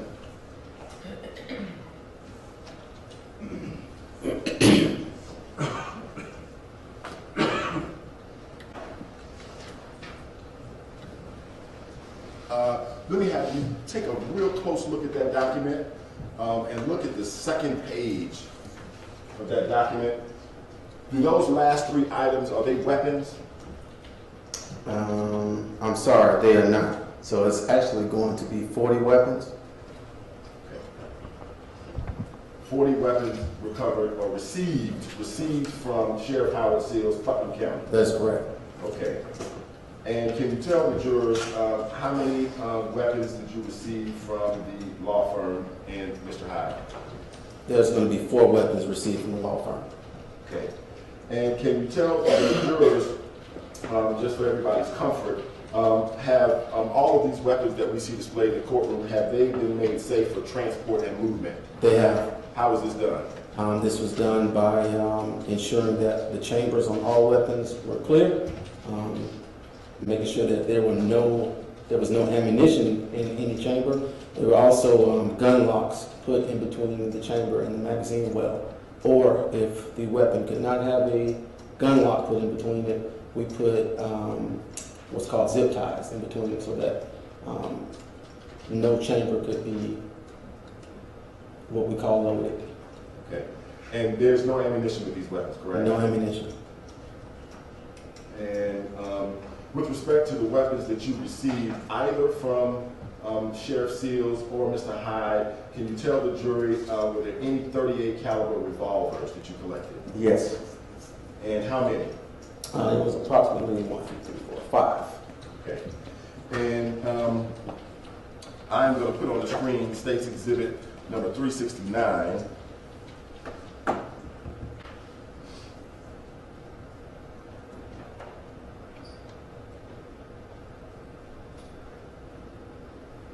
And ask if you can read what that says. Airweight, Smith & Wesson. Smith & Wesson Airweight. Can you take a look at the revolvers you have in front of you, and can you tell the jury make and model?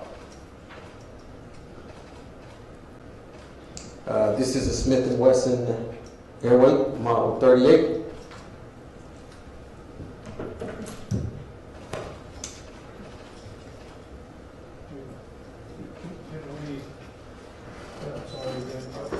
It's not an objection, it's just a matter for the record. When you hold up something and say this, I'm sorry. without anything to identify it, we don't know. You don't need to stand, that wasn't the concern, but for record purposes. Yeah. Those aren't labeled or anything, maybe if you want to call them. Courts exhibits or these. I can read the serial number. Serial number would be great. Okay. Yes, that's Okay. identified mark, yeah. For each weapon, before you identify, would you read the serial number to the record? So the first one. The first one would be serial number B Bravo E Echo A Alpha 2723. Again, that is BEA 2723. It is going to be an Airweight 38 Special. Okay, go to the second one. Second weapon is a Smith & Wesson Model 38. Serial number is going to be D Delta B Bravo 2243. Again, that is DBB 2243. Third weapon will be identified by serial number D Delta C Charlie. Sorry, before we get started on the third weapon, what is the make and model of the second weapon? Make and model of the second weapon is a Smith & Wesson. I'm sorry, yes, Smith & Wesson. Is that an Airweight? Yes, it is. So let's start with make and model with each one you pick up. So number 3. Number 3 is going to be a Smith & Wesson Airweight 38. Serial number D Delta C Charlie H Hotel 5612. Again, Delta Charlie Hotel 5612.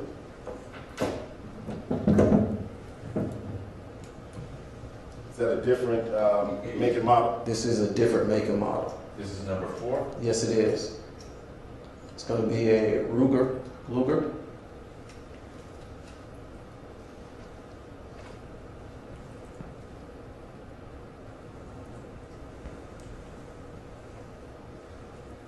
Serial number is going to be actually a 22 caliber. Serial number 548-80302. Again, that's 548-80302.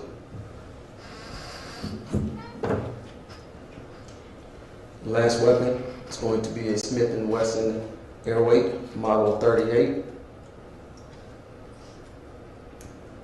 Serial number is going to be C Charlie Y Yankee R Romeo 8460.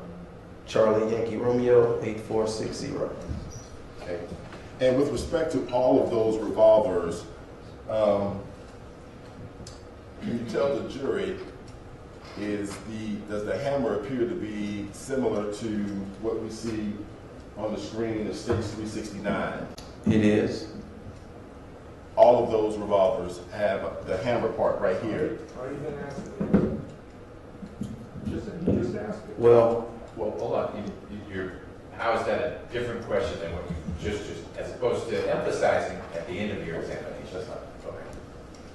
but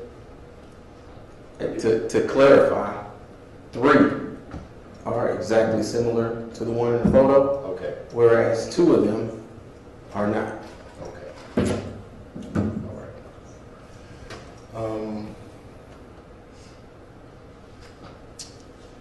I believe that concludes my demonstration, Your Honor. Okay. And so, All right, investigators, if you could start removing those. If you don't mind staying put, you can continue to ask questions if we can get a flow here. We'll see how that works. It may just be another quick break where the jurors don't go anywhere.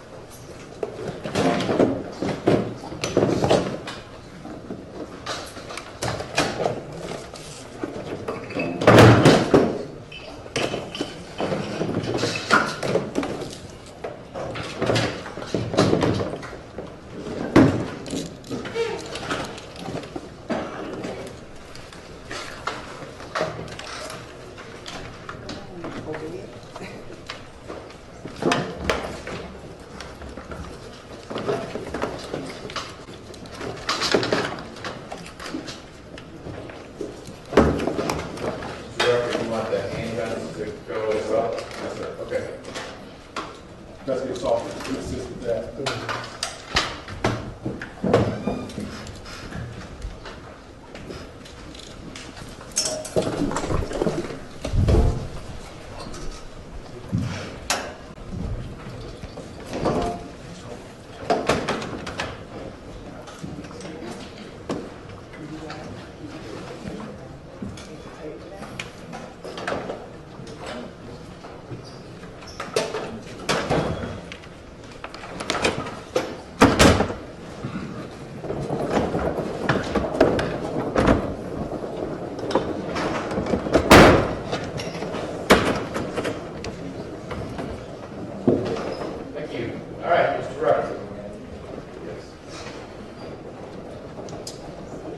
Investigator Salters, of your own independent investigation, do you know how many of the weapons that you received from Sheriff Seals or from the investigator, Mr. Hyde, belong to the defendant, and how many belong to Diane McIver? I do not know.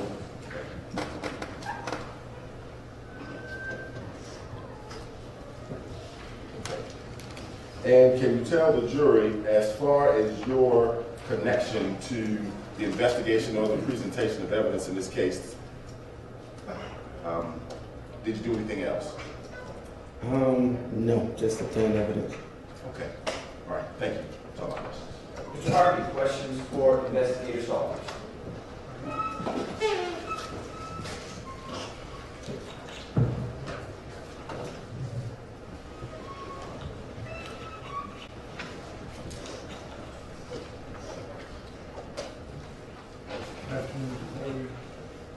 Good afternoon, sir. You good? Yes, sir. All right, good. I understand that the weapons that we just saw displayed were seized by you, were gathered by you. Is that a Yes, gathered. error terminology? It was gathered by you in April of 2017 from the sheriff of Putnam County, correct? No, it was January 2018. Sorry, January of 2018 is when you gathered them, at least the long guns that we saw on the table, from the sheriff of Putnam County, correct? Yes, sir. The sheriff of Putnam County had those in his possession at the time that you picked those up, correct? Yes, sir. At the time that you picked those weapons up, strike them. When one buys a weapon, for example, at a sporting goods store or a firearms shop, there are certain hoops that one has to jump through in order to purchase weapons, correct? Yes, sir. And one of the things that has to be done in order to purchase a weapon from a firearms dealer is that they have to fill out an ATF form, correct? To my knowledge, yes, sir. Okay. Have you ever bought a gun? I have. All right. And did you buy it from a dealer? I sure did. And did you have to fill out a form and answer questions? I had to fill out a form and answer questions. However, with law enforcement, I don't think I had to go through the whole gamut, so I'm not that familiar with what a regular civilian would do. But you know what Yes, civilians sir. have to do. Yes, sir. If you walk into a gun shop as a civilian, as a 74-year-old guy, you walk in and you say hi to the owner, and I'm looking at this and I'm looking at that. And if you want to purchase something, you got to fill out a form. Yes, sir. The form is filled out under penalty of perjury. You can't lie on those forms, right? You're not supposed to. Well, you're not supposed to. You can. You can lie on the stand, but you're not supposed to, right? Right. Okay. That was no. I understand. Yeah. Okay. You fill out the form. You sign the form, and then the federal firearms licensee or the gun shop owner is supposed to do a background check, right? Yes, sir. And then if everything is satisfactory, you are allowed to purchase a gun, correct? Yes, sir. And there is a record, a record at the store where you purchased it, correct? Yes, sir. To my knowledge. Okay, to your knowledge, well. I've never worked for ATF. You're an investigator. Yes. Right? You investigate, you know what I'm talking about. You fill out a form, you go through a background check, and if you pass the background check, you're allowed to purchase the weapon. Correct? Yes, sir. Right? And the government's got a record of it, and the store's got a record of it. In simple language, right? Yes, sir. Okay, so we would be able to know which firearms were purchased at a store by Mr. McIver, correct? We're supposed to, yes, sir. Generally speaking, we'd also be able to know whether or not those firearms were purchased by someone else at another store or at another time, correct? You do an ATF trace, right? It depends whether you gift a gun to someone or not, to my knowledge. Sure. I'm talking about the Yes, sir. ones Purchased. that a store bought. Yes, sir. Because you can get a gun in a number of fashions. Right. You can get a gun as a gift. Right. You can get a gun at a gun show, and you pull it, they're now trying to close, right? Yes, sir. Okay. You can get a gun as a gift, correct? Yes, sir. You can hold a weapon that is somebody else's weapon for them, correct? Okay. You can, yes, sir. Okay, sure. Were you asked by anybody, asked or tasked by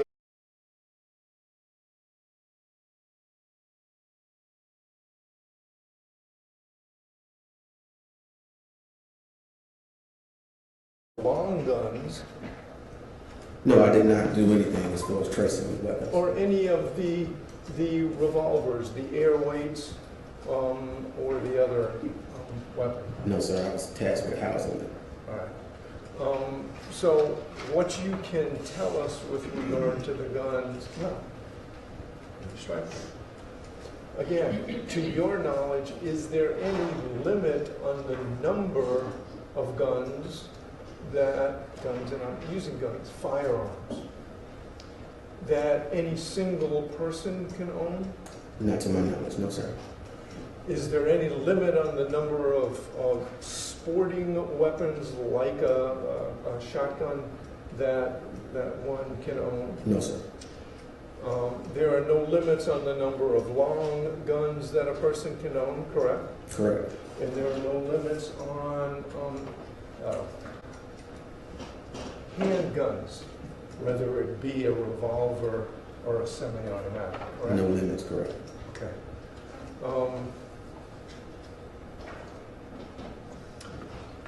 There are, as you know, places that handguns can be stored. Let me give you an example.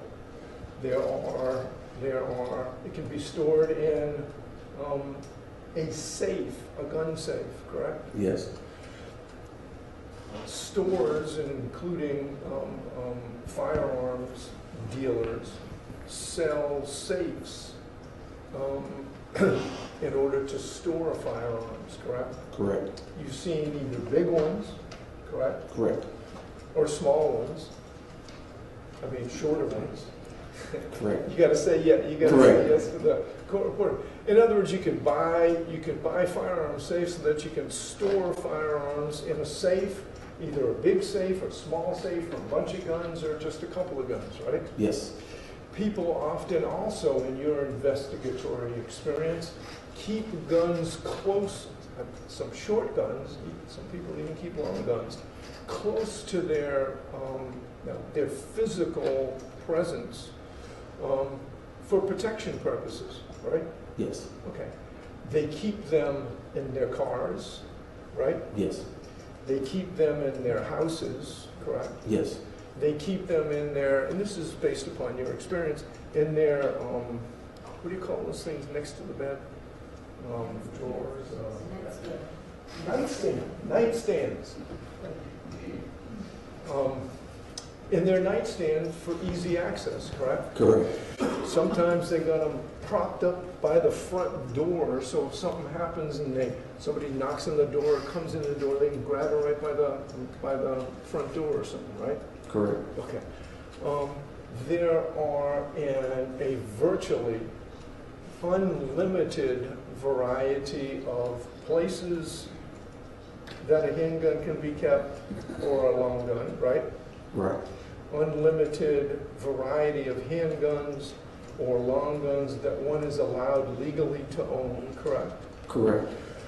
And there are an unlimited number of places one can keep those guns for one's self-protection, correct? Correct. A revolver, to your knowledge, if you know,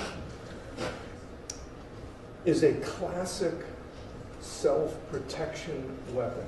A .38 air weight is a classic weapon that one keeps for their own self-protection.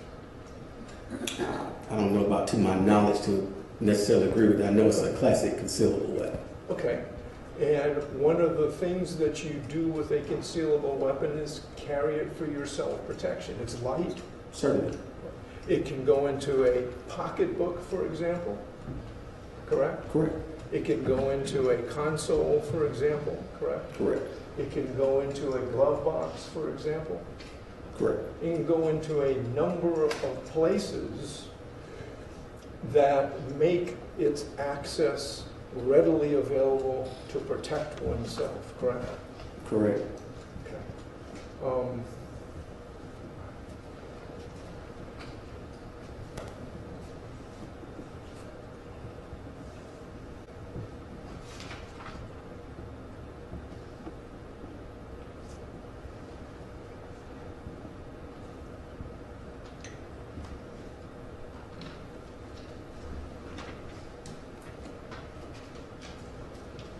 Also, I think what you seized or you retrieved, I'm sorry, from Sheriff Sills were some cartridges and some magazines, both pistol magazines and rifle magazines, correct? Correct. And 40 caliber, some 40 caliber cartridges, that's 25 of those, correct? Correct. The weapons that you identified for us, the handguns, those were 38 specials, right? Yes, one of them was a 22 to my recollection. Right. Yes. Not all of them. 4 out of 5, if I Yes. recall correctly. Yes, sir. 38, right? Yes, sir. And I guess we'll talk more about that tomorrow with the crime lab folks.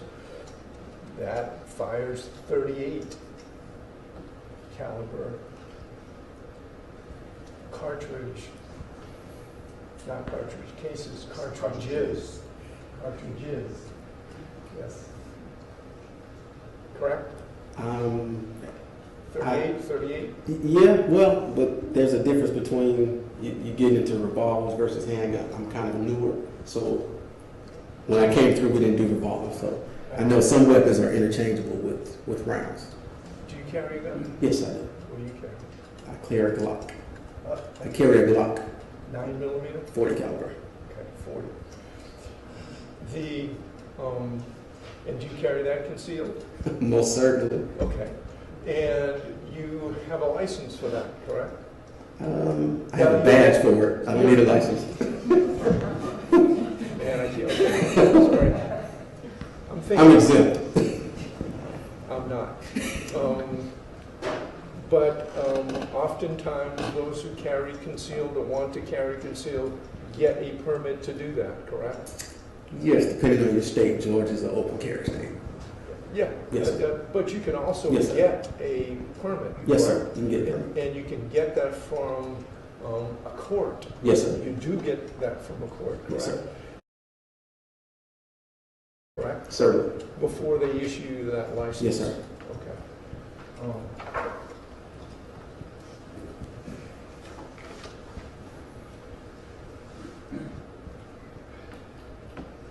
Enough questions about that,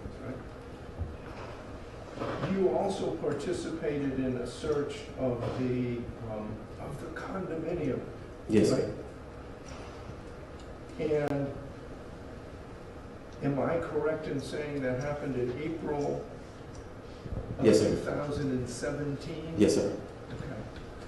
Okay. And in April of 2017, you were one of the people that were searching that condominium, correct? Yes, sir. And you know, when you search, you want to be as thorough as possible, correct? Yes, sir. You want to get into all the nooks and crannies and other places that people use as their, I'm going to use this word, hidey holes. You ever hear that? Yes, sir. Okay. And sometimes when you're searching, an investigator like yourself, you pull down tiles from the ceiling, you look in the toilet tanks, you cut up the mattresses and look under the mattresses. But that's sometimes Yes. sometimes searches are done that way. Yes, sir. I guess my point is you want to be as thorough as possible, correct? Yes, sir. You want to make sure that you don't miss something that may or may not be hidden from plain view, correct? Yes, sir. That may be relevant to what you're searching for. Yes, sir. And in your search of the condominium, you were thorough, right? Yes, sir. And you searched every place you could think of. I did, yes, sir. Or that was obvious or visual, or visible, or not even obvious and visible, correct? Yes, sir. Okay, there was no will, right? I did not find one. Thank you. Anything on that note? Probably the end right there. You know, questions from the state? Yes, thank you. Any questions from the jurors for Investigator Salters? Nope. All right.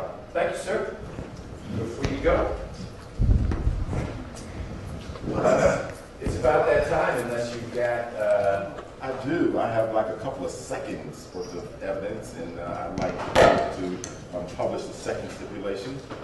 Okay. One that we refer to as winning. All right. And that's the only thing left is So ladies and gentlemen, we are going to get you out of here before 5 o'clock.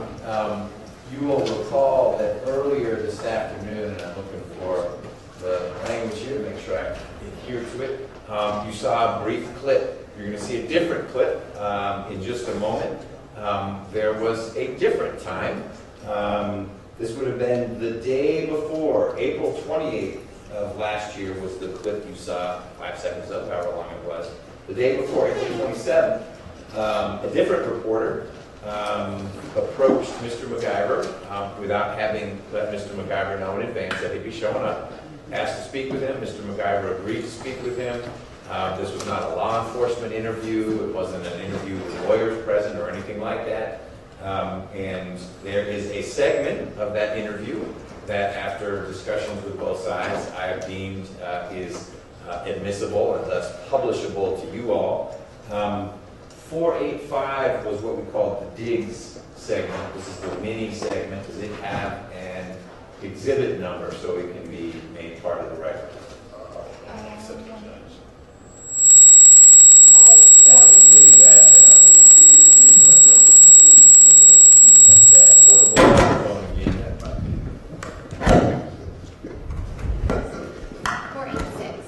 486. 486 is, okay, that didn't go in, so you're going to repurpose 486.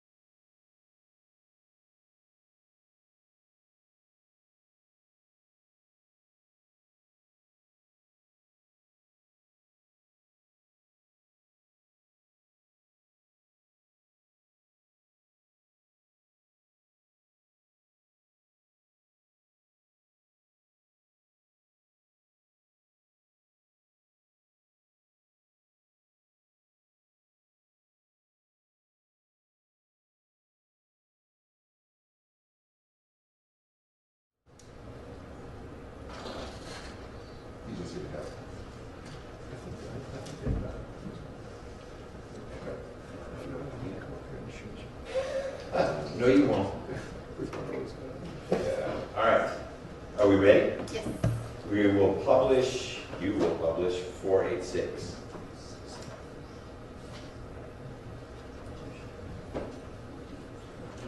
Got everybody shooting her. Guns are not my thing.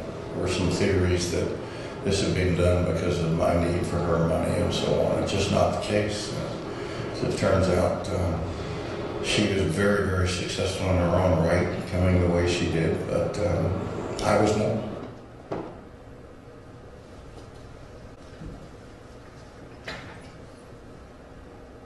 That's all of 486. Okay.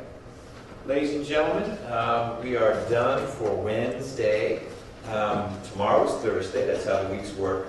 I have a meeting that has been rescheduled a bunch of times because this trial has kept going, and I have to go to it tomorrow morning because I host it.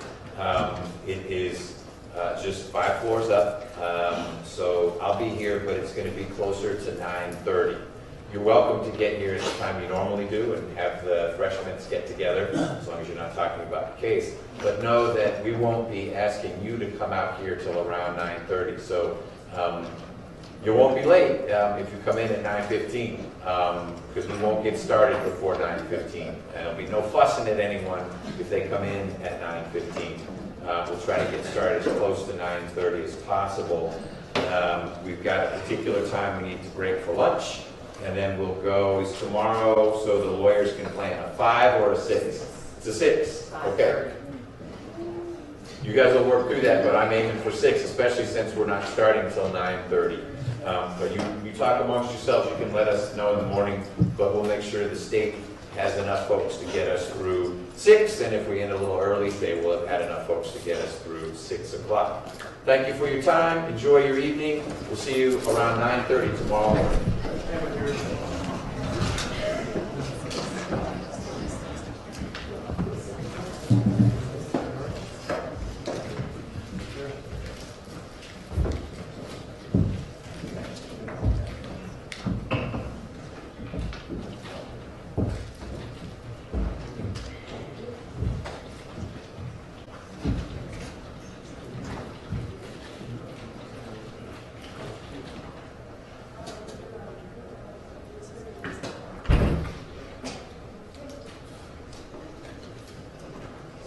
All right, you all can be seated. A few things to talk about. We talked about exhibit list, and I think you promised there'll be one that goes to the numbers it needs to tomorrow. I think it's important to get on the record that as soon as Mr. Rucker indicated he was done asking Investigator Salters about the firearms that had been displayed to the jurors, I checked with Mr. Harvey. He indicated that he didn't have any questions at that point. I had given him the opportunity so that the firearms would not have to be brought back into the courtroom. If there was anything specific he wanted to ask Investigator Salters while the firearms were still in the courtroom, that he could do so even though the direct exam was not completed.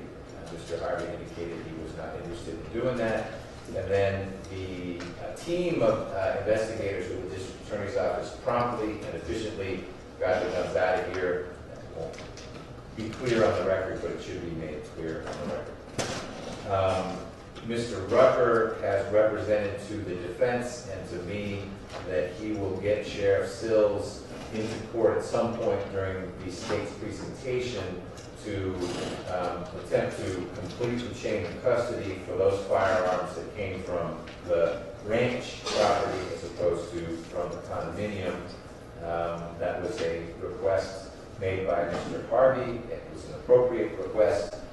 So you're going to get the sheriff in here in the way that makes sense for your presentation, but you have represented, and that's why I have allowed in or to be displayed those firearms. You, at my request, Mr. Rucker, went straight into the discussion of the firearms. You had had 2 exhibits, 493 and another one that were the lists that you wanted admitted into the record to really document what was there.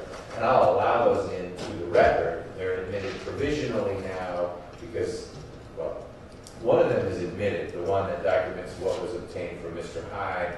Mr. Harvey had no objection to that, I believe. We'll get a chance to talk in a minute. The other one was the 40 firearms plus a few other items that I think got to 43. Which one was that? Is that 493 or is that the other exhibit? Yes, 493, I think it's the first one. 493 is the one from Mr. Hyde. Okay. 417. 417 is the other. Okay, those are both admitted, meaning that we made it part of the record. 493 is in, we don't need to do more with that. 417 is admitted, subject to being unadmitted if after, either you don't call Sheriff Sills or if after his testimony there continues to be a chain of custody concern that I find has merit, then we've got some other issues too, but 417 won't be admitted.